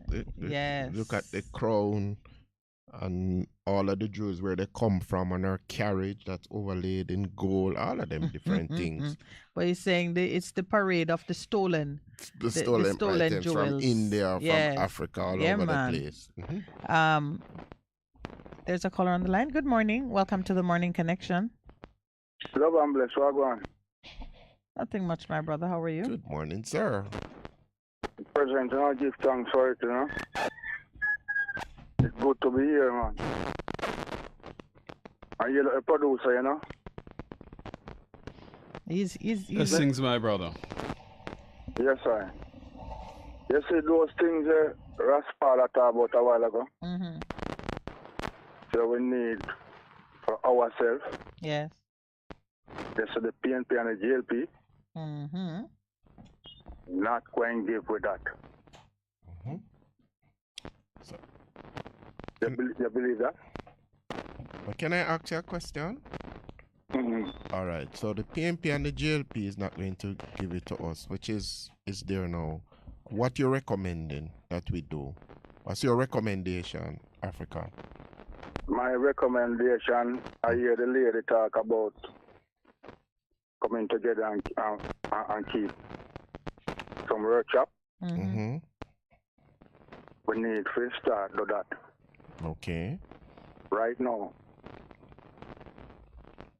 Because anyway, we don't start that right now. The PNP and the GLP going to have us for another long time in a brethren. And that's the first step. That is good, Miss Minett. Yes. But we need to investigate all the politicians them in Jamaica. Same like how the man go on and take up census. Mm-hmm. What name? The Don Anderson that does the polls. Don Anderson? Yes. Yeah. We need to get him needs to go to all the politicians then and ask them what they would do about the removing from the monarchy. And make the country here where each one of them say. And with a poll there. You see me after Miss Minett? Yes, I'm hearing you. Because if we don't get the poll from them now, you know. Yes. That means that them not plan to change anything, you know, Miss Minett. Well, yeah, but I'm listening to you and I hear just even being able to get that kind of effort underway would mean that the ordinary men and women on the streets would support it because it has to be paid for. But I'm thinking too that each MP is answerable to a constituency. So yes, there should be a way without even doing a poll. There must be an occasion, an opportunity for the people in the constituency to know what their representative feel about the whole situation. Yes. You can't go in office and ask him. You can't go in office and ask him. Precisely so. All of them have offices. Yeah. If we do it like that, yes, the whole country now go hear what them saying. No, but then you have to publish what them said. Just like Don Anderson poll, when he do it and then go on and ask people privately and then he publish the report. Yes, so he might get paid for do that, you know, Miss Minett. Then that may I talk to you about now, African. I'm saying we have to... Go ahead. If we can't get Don Anderson for do this poll, we're not going to lie, we don't feel good, Miss Minett. Okay. Yeah, I heard. Pastor making some inquiries about the cost. Yeah, we're making if we do it individually, the Jamaica now got here where each one I deal with. Yes. Because at this side right now, you know, these politicians now plan to move from under the monarchy. Them are the people and we are hold it up, you know, catch it up, you know. And you're going back, you take me back all the time, African, to a recognition that all of those politicians are elected. Not one of them born into the post. Me and you vote for them, put them there. And I don't mean us literally, but I mean it's Jamaicans who vote them in. So when you're voting in somebody who you can't hold him to account and him can't pay you no mind and do him one thing, the foundation of that relationship is what needs to change. Once that change, it has to change. Right. And the PNP and the GLP now plan to change it. Yep. But suppose I'd recommend something to you. You know, if people become mobilized in their community, in their constituency, and begin across political divides, start ask the politician, the MP, the hard question. No, so them have to change. And then we change, or we change them. Or we change them. Because if you say, boss, because there are questions you can ask the MP now. When they have him constituency meeting, and most of them do now. You go at the meeting and pack him up and ask him the question them. But we don't go there, so we're not holding them accountable. You see your politician, no, may I tell you, I've been to constituency meetings where I'm at, and in different. I may ask them the hard question. They try very much to control who ask the question them. But if enough people who feel very strongly about it go to those meetings and begin to push it, they have to respond to you. We have power, you know. No care how we do that. Them do nothing different. Reverend, let me tell you something. You see the Constitution of Jamaica? Yes. You see that sign in the Constitution there? Mm-hmm. And that's the problem there, you know. But that's in the past, and we need to fix it now. We can't go back to change how they did it. They did it in a certain way. The people are responsible to sign it and put it together and have it over with. Because of the slavery system, them can't hear, you know. The criminal system, you know. Yeah, but African, we recognize that, you know, but we want to change it. And that's where we are looking. Them not change it. Yeah, man. All right. We are the ones. We are the ones who have the change power. it. We. Yes, sir. And we are feeling it out there in our bedroom. So me not part of the we too? Yes, Reverend. We have to change from them. We now have talk about get the PNP for do and get the GLP for do. For 60 years now, then they never do nothing. Them. Love and bless. One love, yeah? All right. Good morning. Welcome to the Morning Connection. Yeah. Good morning. Good morning. As Africans, they're 60 years and they have not done anything. I agree with that. I think that there is no solution. The government has no solution. The so-called the majority of the churches, they really have no solution.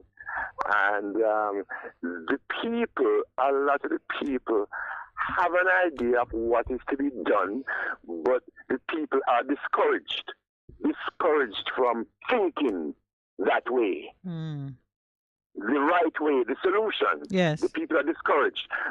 And so I think in the future, as the years go by, what happened at the football field will continue. And it will just, there's nothing but continuation of chaos and sin. That's what I see.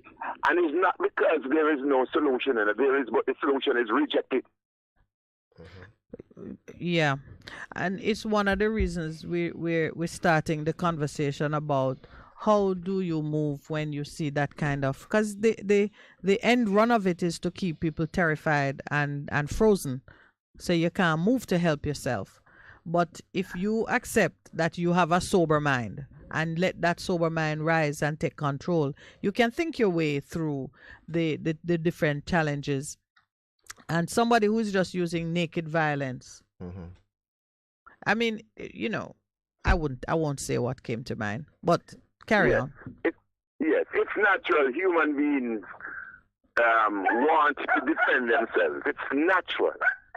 A baby tries to defend himself. A baby puts up his hands to defend himself. It's a natural thing to want instinctive, to defend himself. Yeah. But we are not allowed to do that. We're not allowed. So let me ask you. I think the idea of having a meeting place, that Mary did say, we do need to talk. We do need to converse. Yeah. And ideas need to be brought to the fore and hashed out. People need to talk. Because a lot of people have a lot of wonderful ideas, but we don't have a place to talk. Okay. Yeah, you know,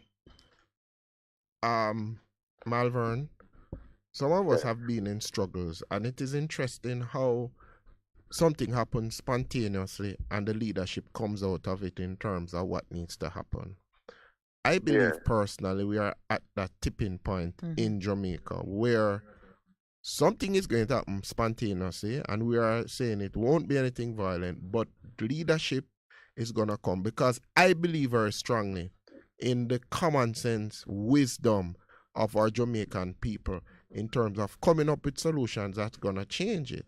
But we cannot be driven by the narrative of fear. And that is where we started this month, and we have to deal with it. I begin in the spiritual realm, and out of that, I begin to act and to do things. And I think more and more people are coming to the realization, hey, it can work. It can work. It can work, and it will work, and we are the idea of the meeting place, so we're going to begin to run with that. All right, my brother? Yes. Yeah, man.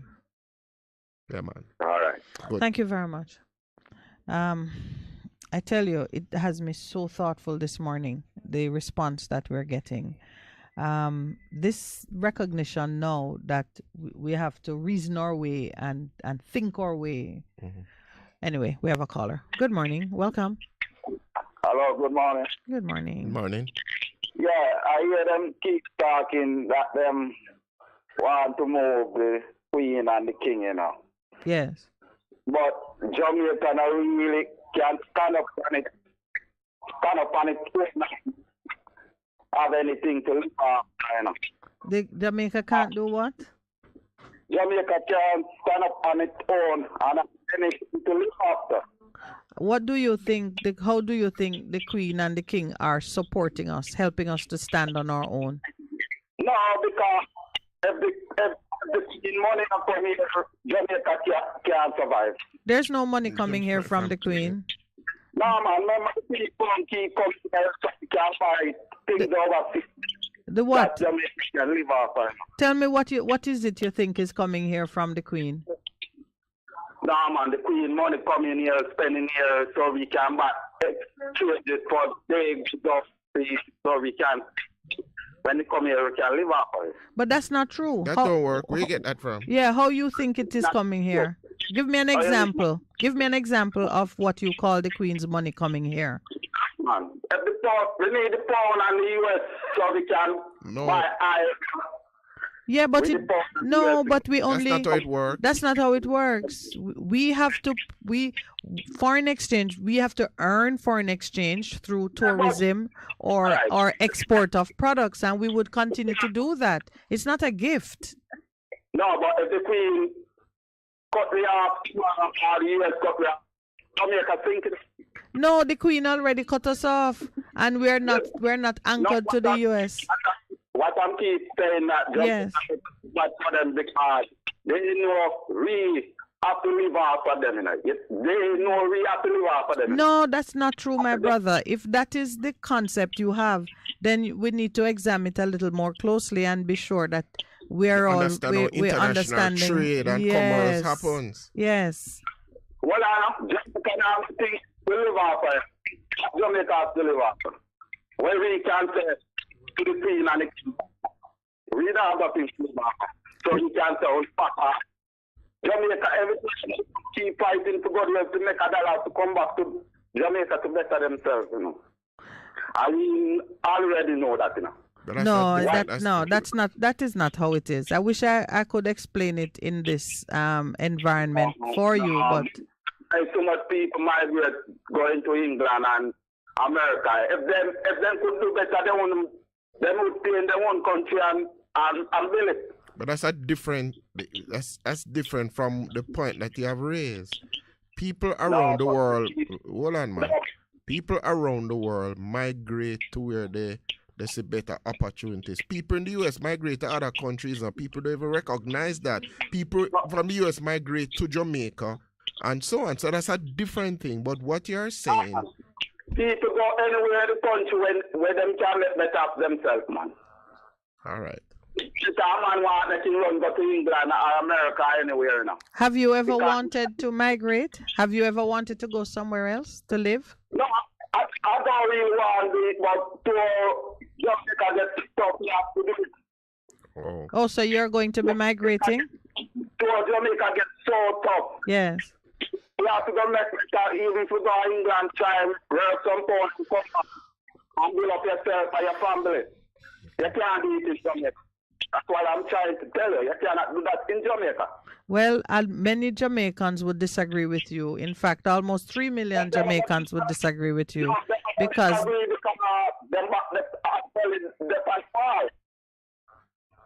anyway, so you think we should stay with the Queen, with the King, because without them holding us up, we can't survive. We can't survive because they set it that way now.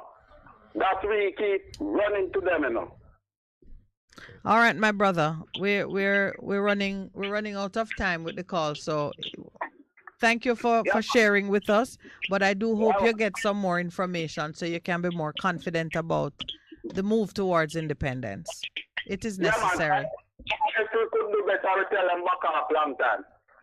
All right, we're gonna show you that we can do better, so you can be with us when we tell them back off. Yeah, all right, have a good day. Yeah, my name is Diddy the Reader Man, still, you know. You're the reader man? Diddy the Reader Man. All right. Thank you for calling us. Bless. Good morning. Welcome to the Morning Connection. Hi, good morning. Good morning. Good morning, Pastor Percival. Good morning. Yes, man. I'm not certain of the topic because I just tuned in, but based on what I'm hearing, I think you guys still trying to find solution for the constitution and the government system that we have here. Well, not really, because we know what the solutions are. What we've been talking about is just the need to keep people steady and sober-minded as we implement the solutions, because you know that the ground don't remain the same. It's constantly moving. So we had citizens being terrorized in Spring Village on Sunday. Then you have Central Village happening Central Kingston yesterday. And we're still at the same time looking at how our Prime Minister and leaders of government are treating with appointment of critical people, really the Constitution, trampling on the Constitution, constitutional rights of people, the nation, as we are moving forward. So those things are moving, and people need to stay sober and solve their personal problems as well as participate in national conversations. I understand now. Were you listening to the last caller? Yes, man. The last caller was of the view that we can't separate from England because without them we can't stand up. What do you think? No, man. I'm disappointed with that caller, but I'm also disappointed with you guys. I think we could have taken 1 minute and explained little bit just a second to you. Well, I'm glad you have come on now, because we were trying to get to your call. So we couldn't spend more time with him. So you use your time and explain something to him. So, sir, if you're still listening, independent nation, although we are not independent as they say, we no longer rely on the colonial system, which England was once our master, but in 1962 we said we get so-called independent. So that means we have moved away from England. We have our own dollar. although we still use their constitution from the Westminster system, understand we still administer our own affair, hence we vote for our Prime Minister and so forth. Yes, they are still but that means that they're taking from us more than you believe we are taking from them, because if we should read the constitution correctly, each year we should give them a certain amount of money to maintain a certain amount of money to maintain the monarch. So we are not, in fact, taking anything from them. The persons who migrate are free to migrate because they have their immigration status to migrate, whether filing, whether visa, whether even run away from the boat. But at the end of the day, England is benefiting from Jamaica way more than Jamaica is benefiting from them. Yes, we get. So how would you guide him now in his belief or his understanding that because we need foreign exchange to buy oil and goods that we don't produce, they could stop us from using their currency or having access to their currency? You know that happens pretty much is happening in Cuba with the embargo. Yes, obviously where that do happen, but at the end of the day, Cuba is a different case. You see, where Cuba was caught up in the Cold War, which was between communism and democracy.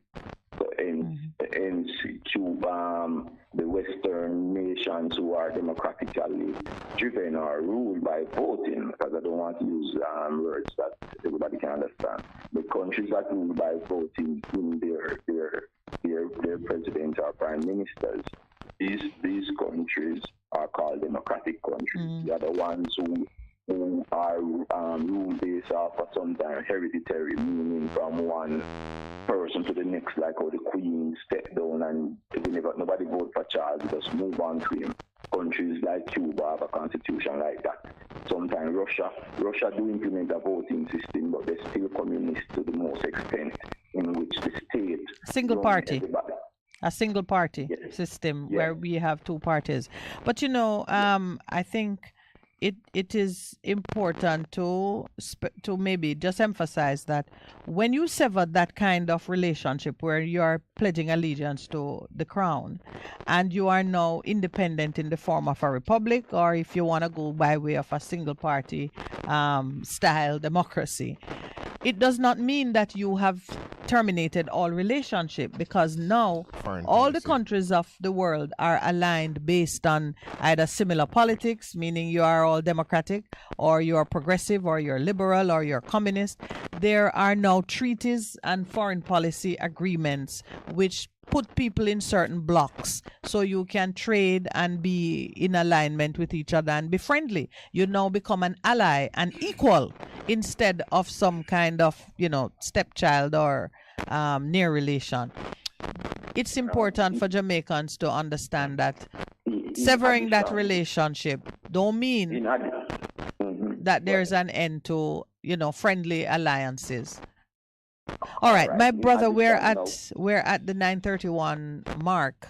We should have done our station break at 9:30. May I take the break, please? You can stay. No problem. All right. Thank you very much. A difference you can hear, a difference you can feel. Bess FM, keep listening. One in. Hurricane we name, how we rough, whether we are man hurricane or woman hurricane. We want you know that we come here to mash up buildings, blow down things and take life, blow out this. We no rap, we no respect no one, so no take no chance with we. Listen to Ad Prem and prepare. Hurricanes do happen, so be prepared. Yes, be prepared. A message from the Office of Disaster Preparedness and Emergency Management. Praise the Lord, praise the Lord. God is good. This is already pastor and friend, Reverend Simon Peter Jones, inviting you, my friends, to listen every Tuesday evening on Bess100 FM at 7:30 p.m. for the program The Voice of Hope, as we extend hope to the hopeless in this dying world. God is good. Be encouraged. Hope is in. He's coming back on us. Yes. Yes, indeed, it's redemption time with Apostle Clive Campbell, presenting a life-changing, life-challenging message to encourage, inspire, and motivate you towards your destiny. Every Tuesday night from 9:30 p.m. until 12:30 a.m. and on Saturday from 9 o'clock until 10, right here on Bess100 FM. It's redemption time. I'm standing firm. Vejan Printers for all your printing needs. We specialize in calendars, flyers, brochures, and more. Call us today at 968-7506. That's 968-7506. Or visit us at 4 East Bloomsbury Road, off Hagley Park Road. Vejan Printers, your best choice in printing. For a better choice in all your electrical supplies, A, authorized 3M dealer and better brand names. B, better service including free island-wide delivery. C, all major credit and debit cards accepted. It's ABC Electrical Sales. Shop number 8, Hagley Park Plaza, Kingston 10. Open Monday to Friday, 8 a.m. to 5 p.m. Saturday, 8 a.m. to 4 p.m. We make your electrical jobs as easy as ABC. Call 754-382-528 or fax 754-3659. ABC Electrical Sales, for a better choice. The Morning Connection is not your usual talk show. We aim to stimulate discussion and chart new paths to self-empowerment. So please join us, Minett and Percy, on The Morning Connection, Mondays to Thursdays, 6 a.m. to 10 a.m. on Bess100 FM. It's good, it's better, but nothing beats.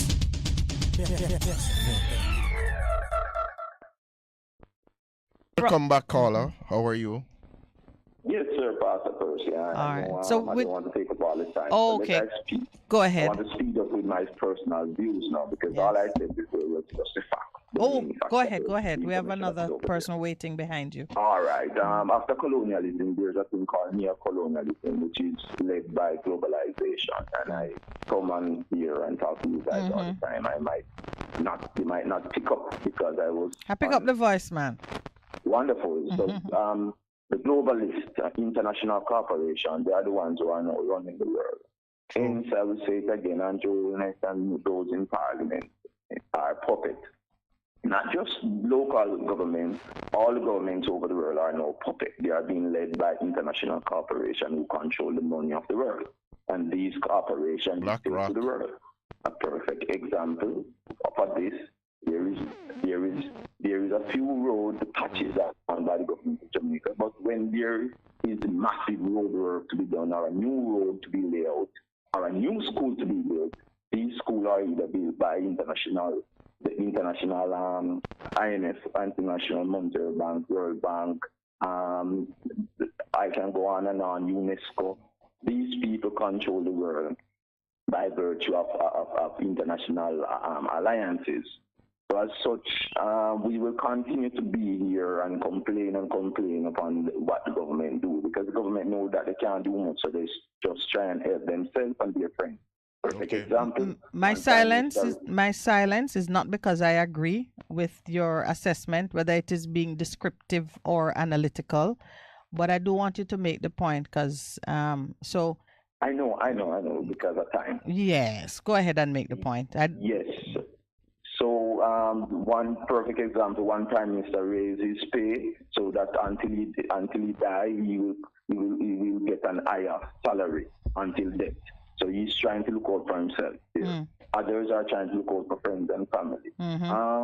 One solution I tell you guys before, and I will continue to say it: the civil servant run the country. The police police the country. The police don't police the country. Country cannot be secured. If the soldier don't help the police to secure the country cannot be secured. The teachers teach the students. If the teachers don't come out to teach, then we will just have a lot of heads.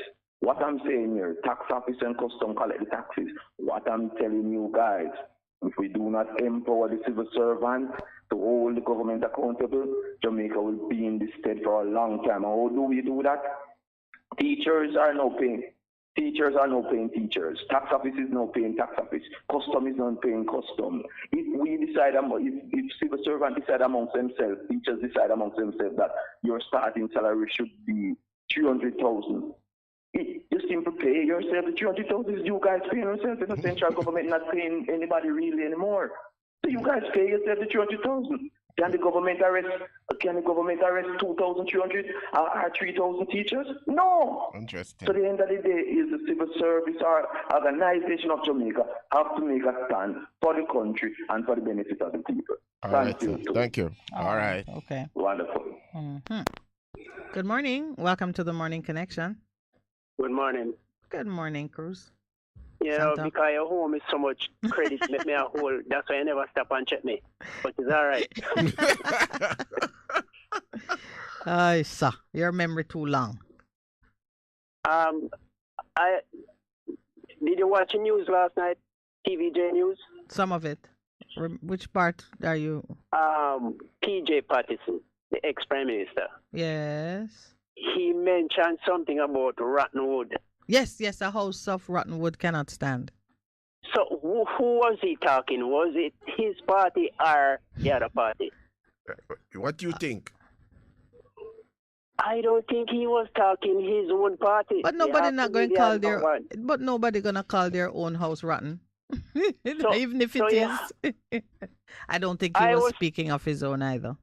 I was telling a guy this morning, a virgin of mine, and he was saying, no, it is party with him, the warring factor. I said, no. He was telling them, he was saying, stay the course, because a house of rotten wood cannot stand. It must fall. So you just need to be patient and keep working at what you're doing. Because he was he was commending them for making some progress. Yeah, and that guy told him that he can read and write, but he's not smart. Yeah, but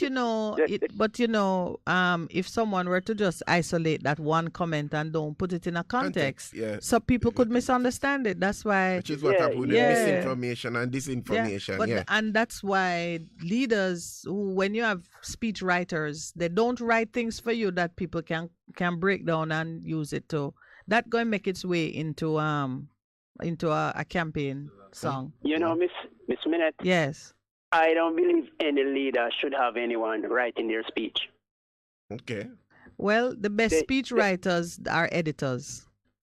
They should talk what coming out of their brain and their mouth and their heart. So by the time you get them in a problem. well, if you get them in a problem, so be it. So be it. Prison, make them go out. Yes, so be it. You know what? This is one of the best things you have said on this program. You're right. They should speak truth. Yes. And let it speak from them heart. Let it flow from either it's the bloody heart or the smart brain. Whichever one. Speak what in your mind. Speak what is in you. Right. You should be able to write your own speech and talk what you have to talk. Yeah. But nobody should be writing your own speech and you're looking down. But no, what happens now with technology is that people can record and cut up and move around the things you said. The truth is, anybody want to do that can do it anyway. Yeah, if they want. But I agree with you. When you're speaking from your heart and you know what to be true. My mother always tell me, say, if you talk what is true all the time, you don't have to remember what you say. You don't have to remember the lies you told. Yes, don't have to remember what you said. You don't have to remember what you said. It is so true.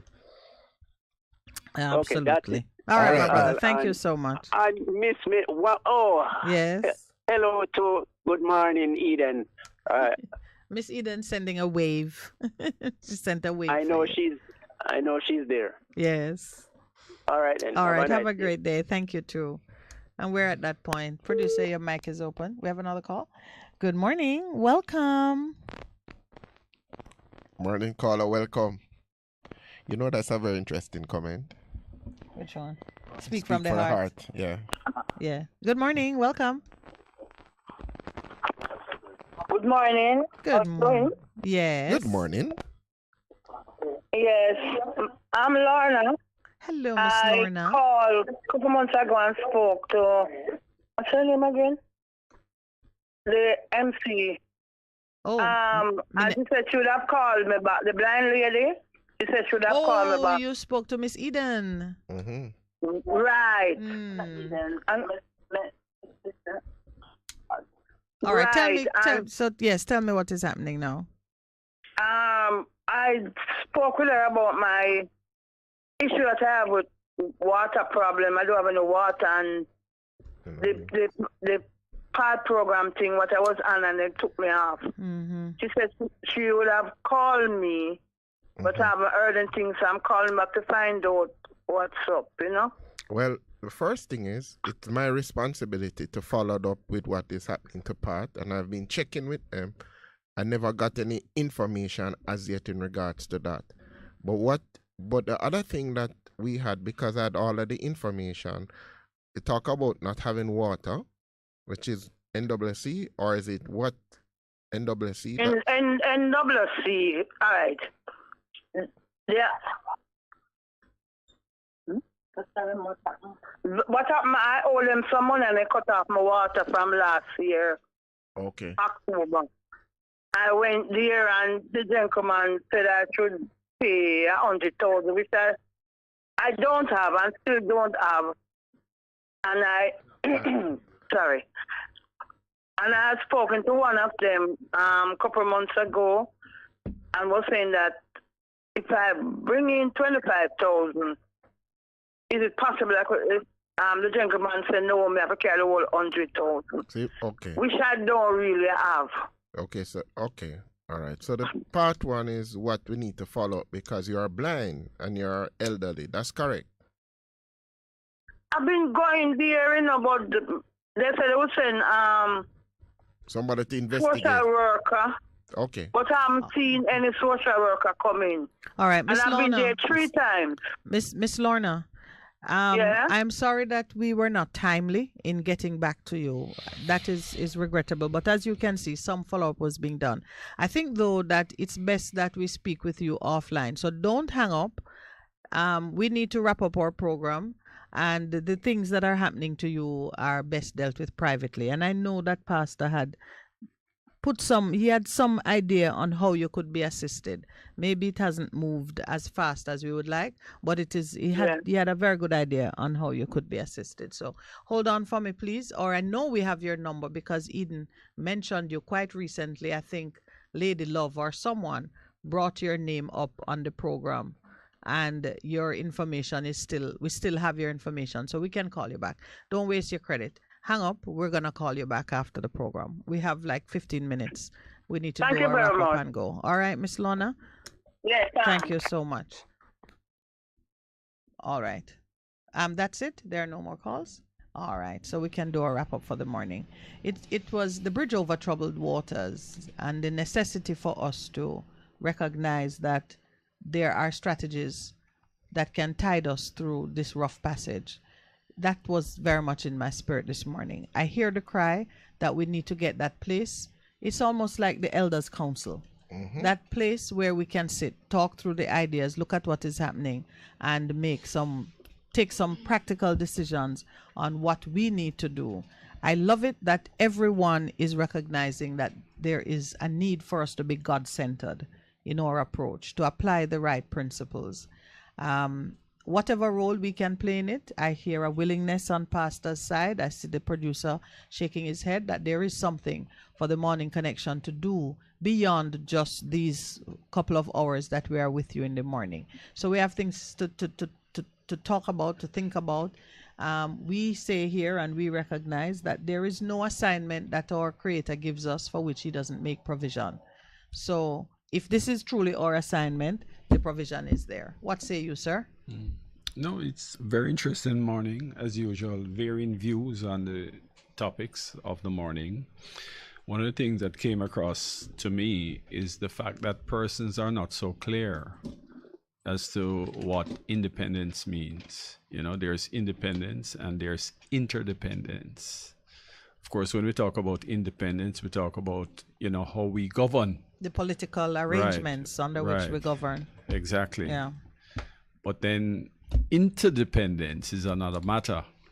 Everybody in this world, we are interdependent. We depend on each other. And so we need to understand that.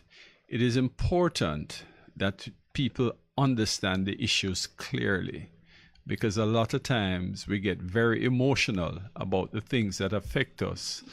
And if we don't understand them clearly, then we cannot get to the solution. We lose that sober right. mind. It's similar to going to the doctor and, you know, the symptom is being treated rather than the cause. You know, so I think that's an area we need to focus on. Oh, may I just say before we dig into it a little deeper, I think it is or one of our brothers in England. He says that the Barbadians listen to us all the time. They don't call because they don't know what to talk about. We're gonna give them reason to talk. We need to engage them. Even as you talk about interdependence and the fact that Jamaica, though an island, is not marooned. Our neighbors are an important part of how we can survive stronger together. And on just the word maroon, let me touch on it. I see one of our listeners too, I think it's Patrick, raised the issue with the Maroons, and I agree with him on the point he's making that the Maroons should not allow outside destructive elements to break up what's going on in their community. We see the chief there being put under pressure, and you can recognize the hand at work. There is a hidden hand, but it is an obvious hand. The identity of it is, and I pray that he will overcome that. He needs, every leader comes to that moment in the journey when he has to decide whether he wants it or not. You see, again, that is a situation now of dialogue as opposed to confrontation. That needs proper dialogue, and respect is missing. We see that, you know, both from the government side and of course there are other sides, because you see they also have internal issues. Yes, so those internal issues are being exploited to create a division. Yes. I know that his people will stand with him in the end. They're coming out now. It has forced persons to come out and say he's doing a good thing for his community, and no one can identify the head of the beast that is attacking him.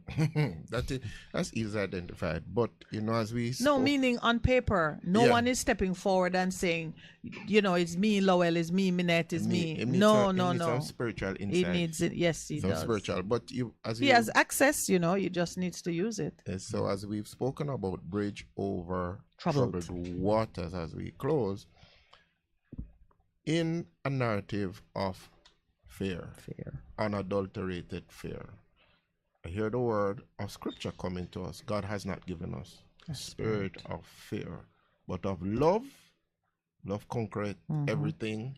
Power, sound mind. Get the knowledge, learn what you have, and you will become victorious. Exercise your authority, man, with knowledge and with love, because it is the perfect love of God that casts out all fear. I am fearless. Yeah. Fearless. You know, it's interesting. It comes right back to the same thing, how we treat with our neighbor. And what is in your heart. It heart. comes right back to it all the time. Yeah. So it becomes important that we do that, so that you make me stronger. Oh, is that how we're ending? Stronger? You make me stronger. That's the music to take us out, please. You make me stronger. Yes. All right. Let me say my thank yous. Thank you to those online, on air. I love the conversation, and I can see it moving from. I can see it progressing. You know, we're no longer just complaining amongst ourselves. We're locking into ideas and strategies that can bring us to a better place. So thank you for the contribution, everyone. To those in studio, thank you very much, and to our yes. Yeah. Yes, that is true. Listen, you know, this show is having a little impact. International. It is, yeah. We have to acknowledge our Caribbean brothers and sisters, Barbados, Trinidad, Guyana, you know, all the countries throughout the Caribbean, those who hear us. And, you know, certainly we need to spread the word. And I think we need to interact more, because we might think that the problems are unique to us. They are not. We're facing the same problems throughout the region. Yeah. Not at all. Yes. And we can move together. The Federation may have died in the 50s, but the idea lives on. The same spirit is present. So thank you all. Pastor Percival, thank you very much. And as we say or leave for the morning, we leave you with the stronger, the lyrics of, what's his name, Kevin? Kevin Downswell. Kevin Downswell, making us stronger. You make me stronger.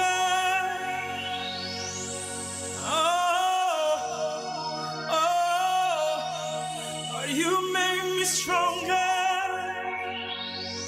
Gracias, Jesus. Watch me! From Jamaica to the Caribbean, from Spain to Colombia, from Canada to the US, Uganda. You're my creator, Lord, you know my times, seasons of breakthrough, my seasons of trial. So I will seek you, and you I will find. You're my strong tower, in you I will hide. Help me now. You make me stronger. Oh, come on. Say, you make me stronger.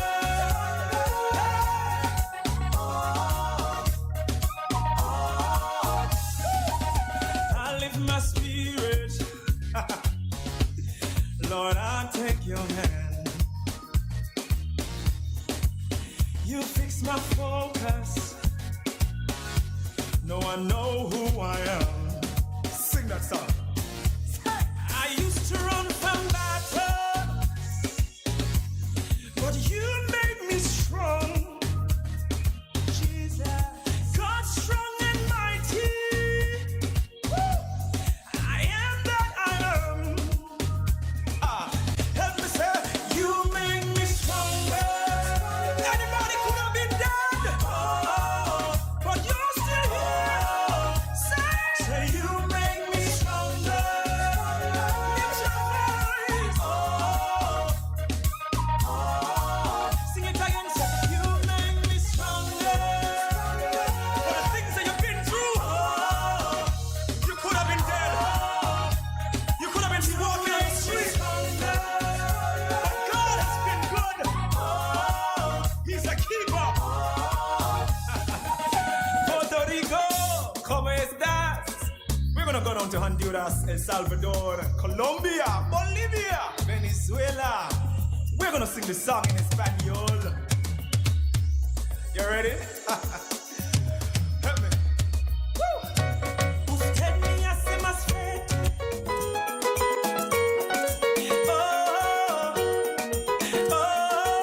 Come on. Usted me hace más fuerte. Come on. Usted me hace más fuerte.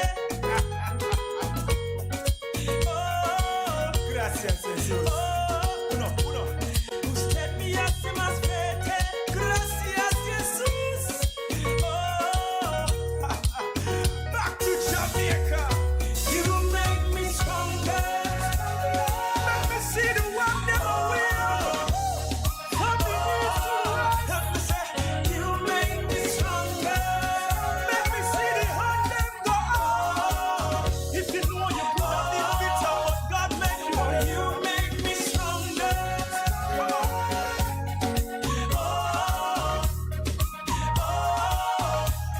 Lord, you make me stronger. It's time to rejoice. God has been good. Listen, we're gonna do this in Swahili.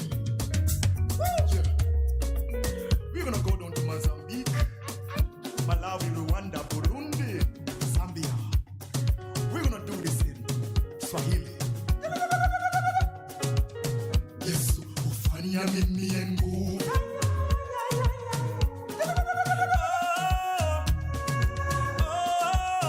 Yesu ufanya mimi nguvu.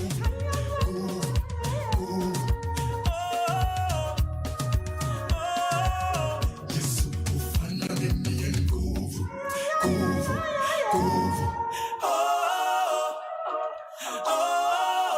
Yesu ufanya mimi nguvu.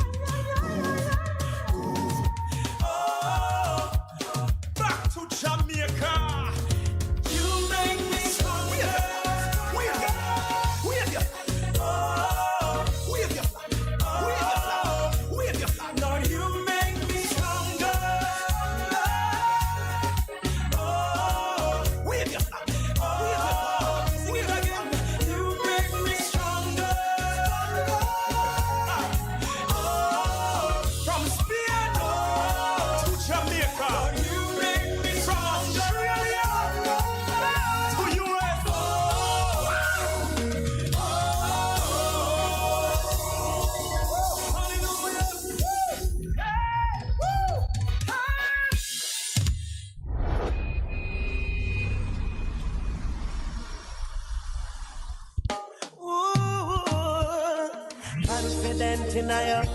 Jaja, where you now gonna make way.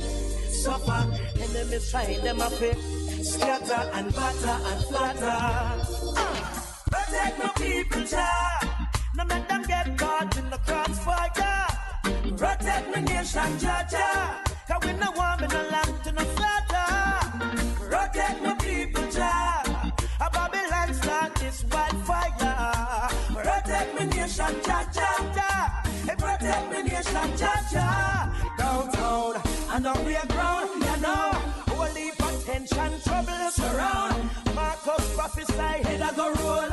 Me wonder if prophecy I go unfold. Uptown, can't go downtown, you know. All country people worried, you know. Who means of survival worried. Worries in a millisex gone, well I'm sorry. Father help me, some nana have mercy. Father help me, preserve Jamaica beauty. But why you protect my people, Jah?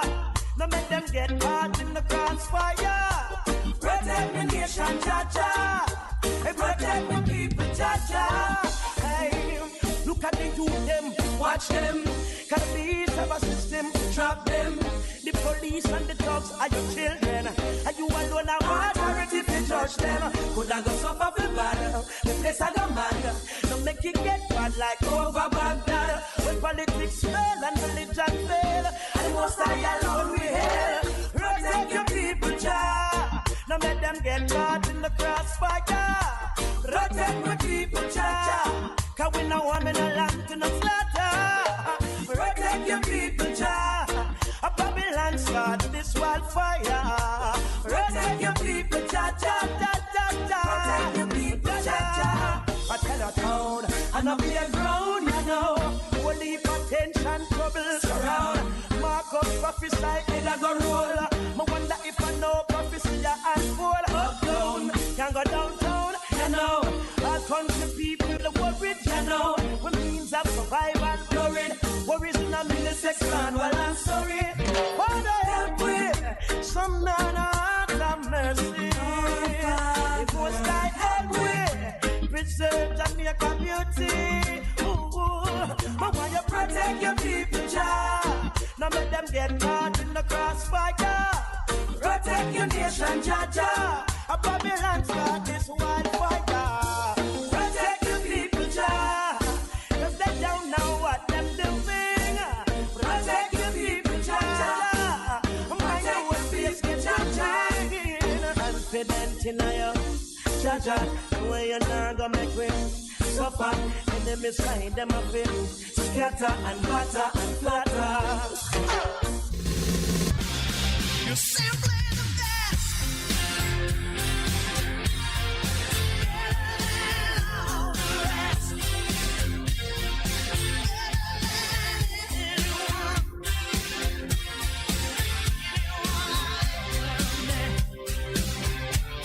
You're simply the best. Bess FM 100.5 on your dial. Keep listening. Warning, warning. When there is a hurricane warning, button down, tie down, everything. Lift appliances and furniture off the ground and secure your valuable items. If you wanna boat, secure it on land and turn on your yard if you a fisherman. Make sure you turn off every breaker, and before you sleep, turn off your generator. Flooding, that is a real danger. If you live a gully bank, river bank, or low line area, if you see flood waters are rising, get out, get out. Heed the warning. If your land starts slipping and sliding, get out, get out. Heed the warning. Hurricanes gonna happen, so be prepared. A message from the Office of Disaster Preparedness and Emergency Management. Praise the Lord, praise the Lord. God is good. This is a radio pastor and friend, Reverend Simon Peter Jones, inviting you, my friends, to listen every Tuesday evening on Bess100 FM at 7:30 p.m. for the program The Voice of Hope, as we extend hope to the hopeless in this dying world. God is good. Be encouraged. Hope is in the Lord. goodness, mercy. It's me again, Lord. Your restorer, your game changer. Join me every Saturday morning at 9 a.m. to 10 a.m. on Bess FM-100. It's Apostle Clive Campbell, a.k.a. the Khaki Suit Man, coming to you from 8 to 12 Orange Street, also Richmond District, Mandeville. Embrace the change.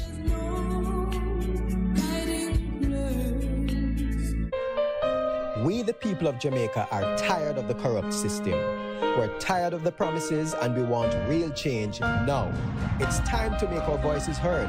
So come out and join the United Independence Congress on Thursday, September 22 at the Ward Theatre at 10 a.m. as we walk from downtown Kingston to Halfway Tree. Enough is enough. We demand good governance now.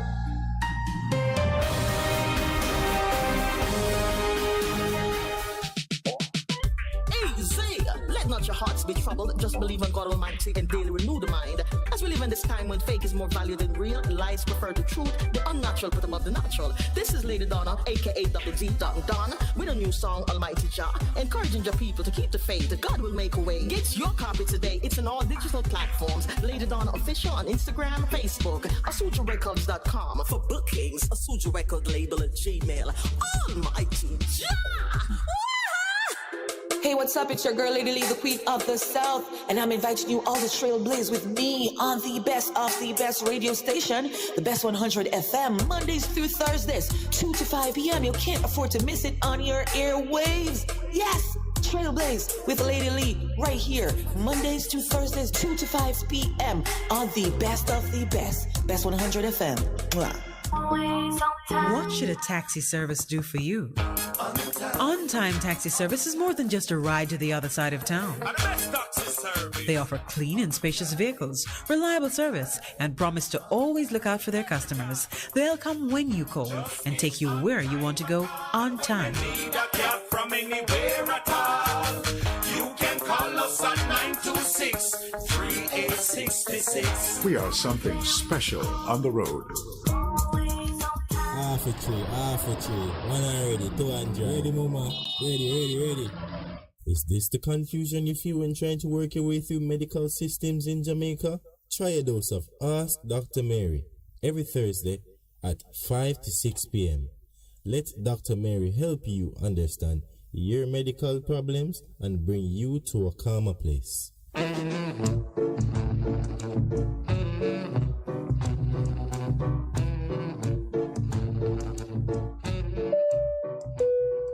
The Aeronautical School of the West Indies presents Squawk 876, a fun and informative program where you will learn about flying, aircraft systems, weather, maintenance, and much more.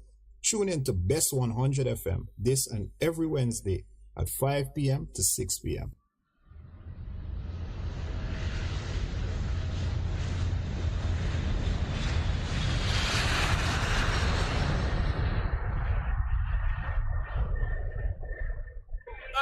Half a tree, 100, half a tree.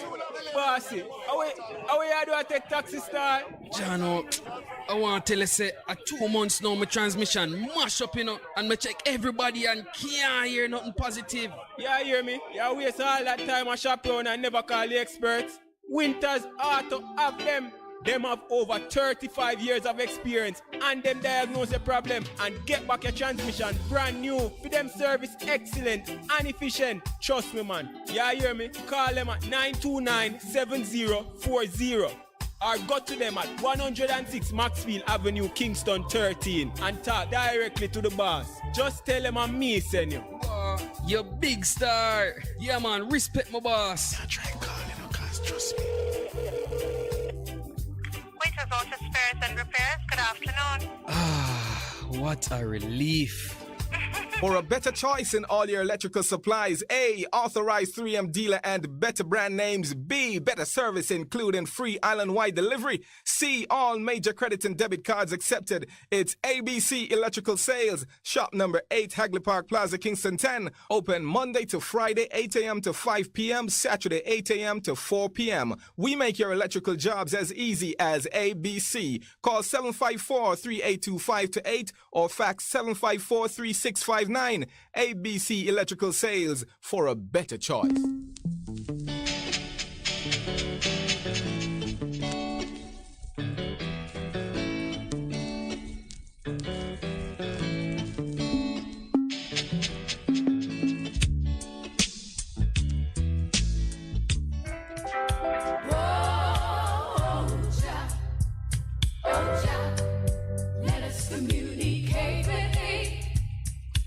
You good? You can get better. Spread the word. Straight Up gets better on Bess FM. Straight Up Jerry Small, Mondays, Tuesdays, Wednesdays and Thursdays on Bess100 FM. 10 a.m. till 2 p.m. I'm your host, Robin Jerry Small. The numbers are 279-8473, 279-8473, and 619-1508, 619-1508. Also streaming live on the internet. Bess FM, Straight Up, Robin Jerry Small.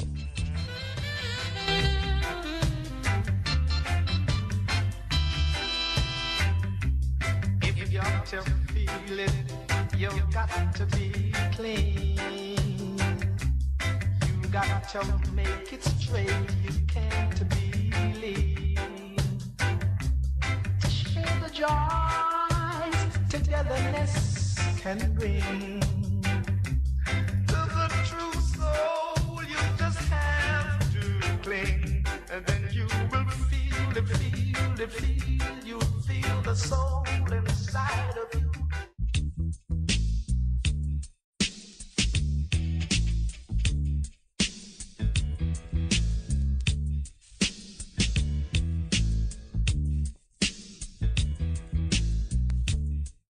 It's good, it's better, but nothing beats.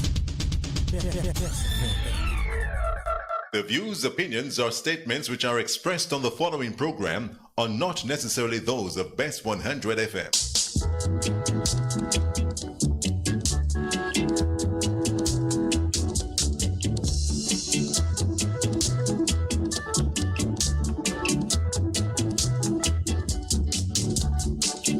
Here to pick up the pieces.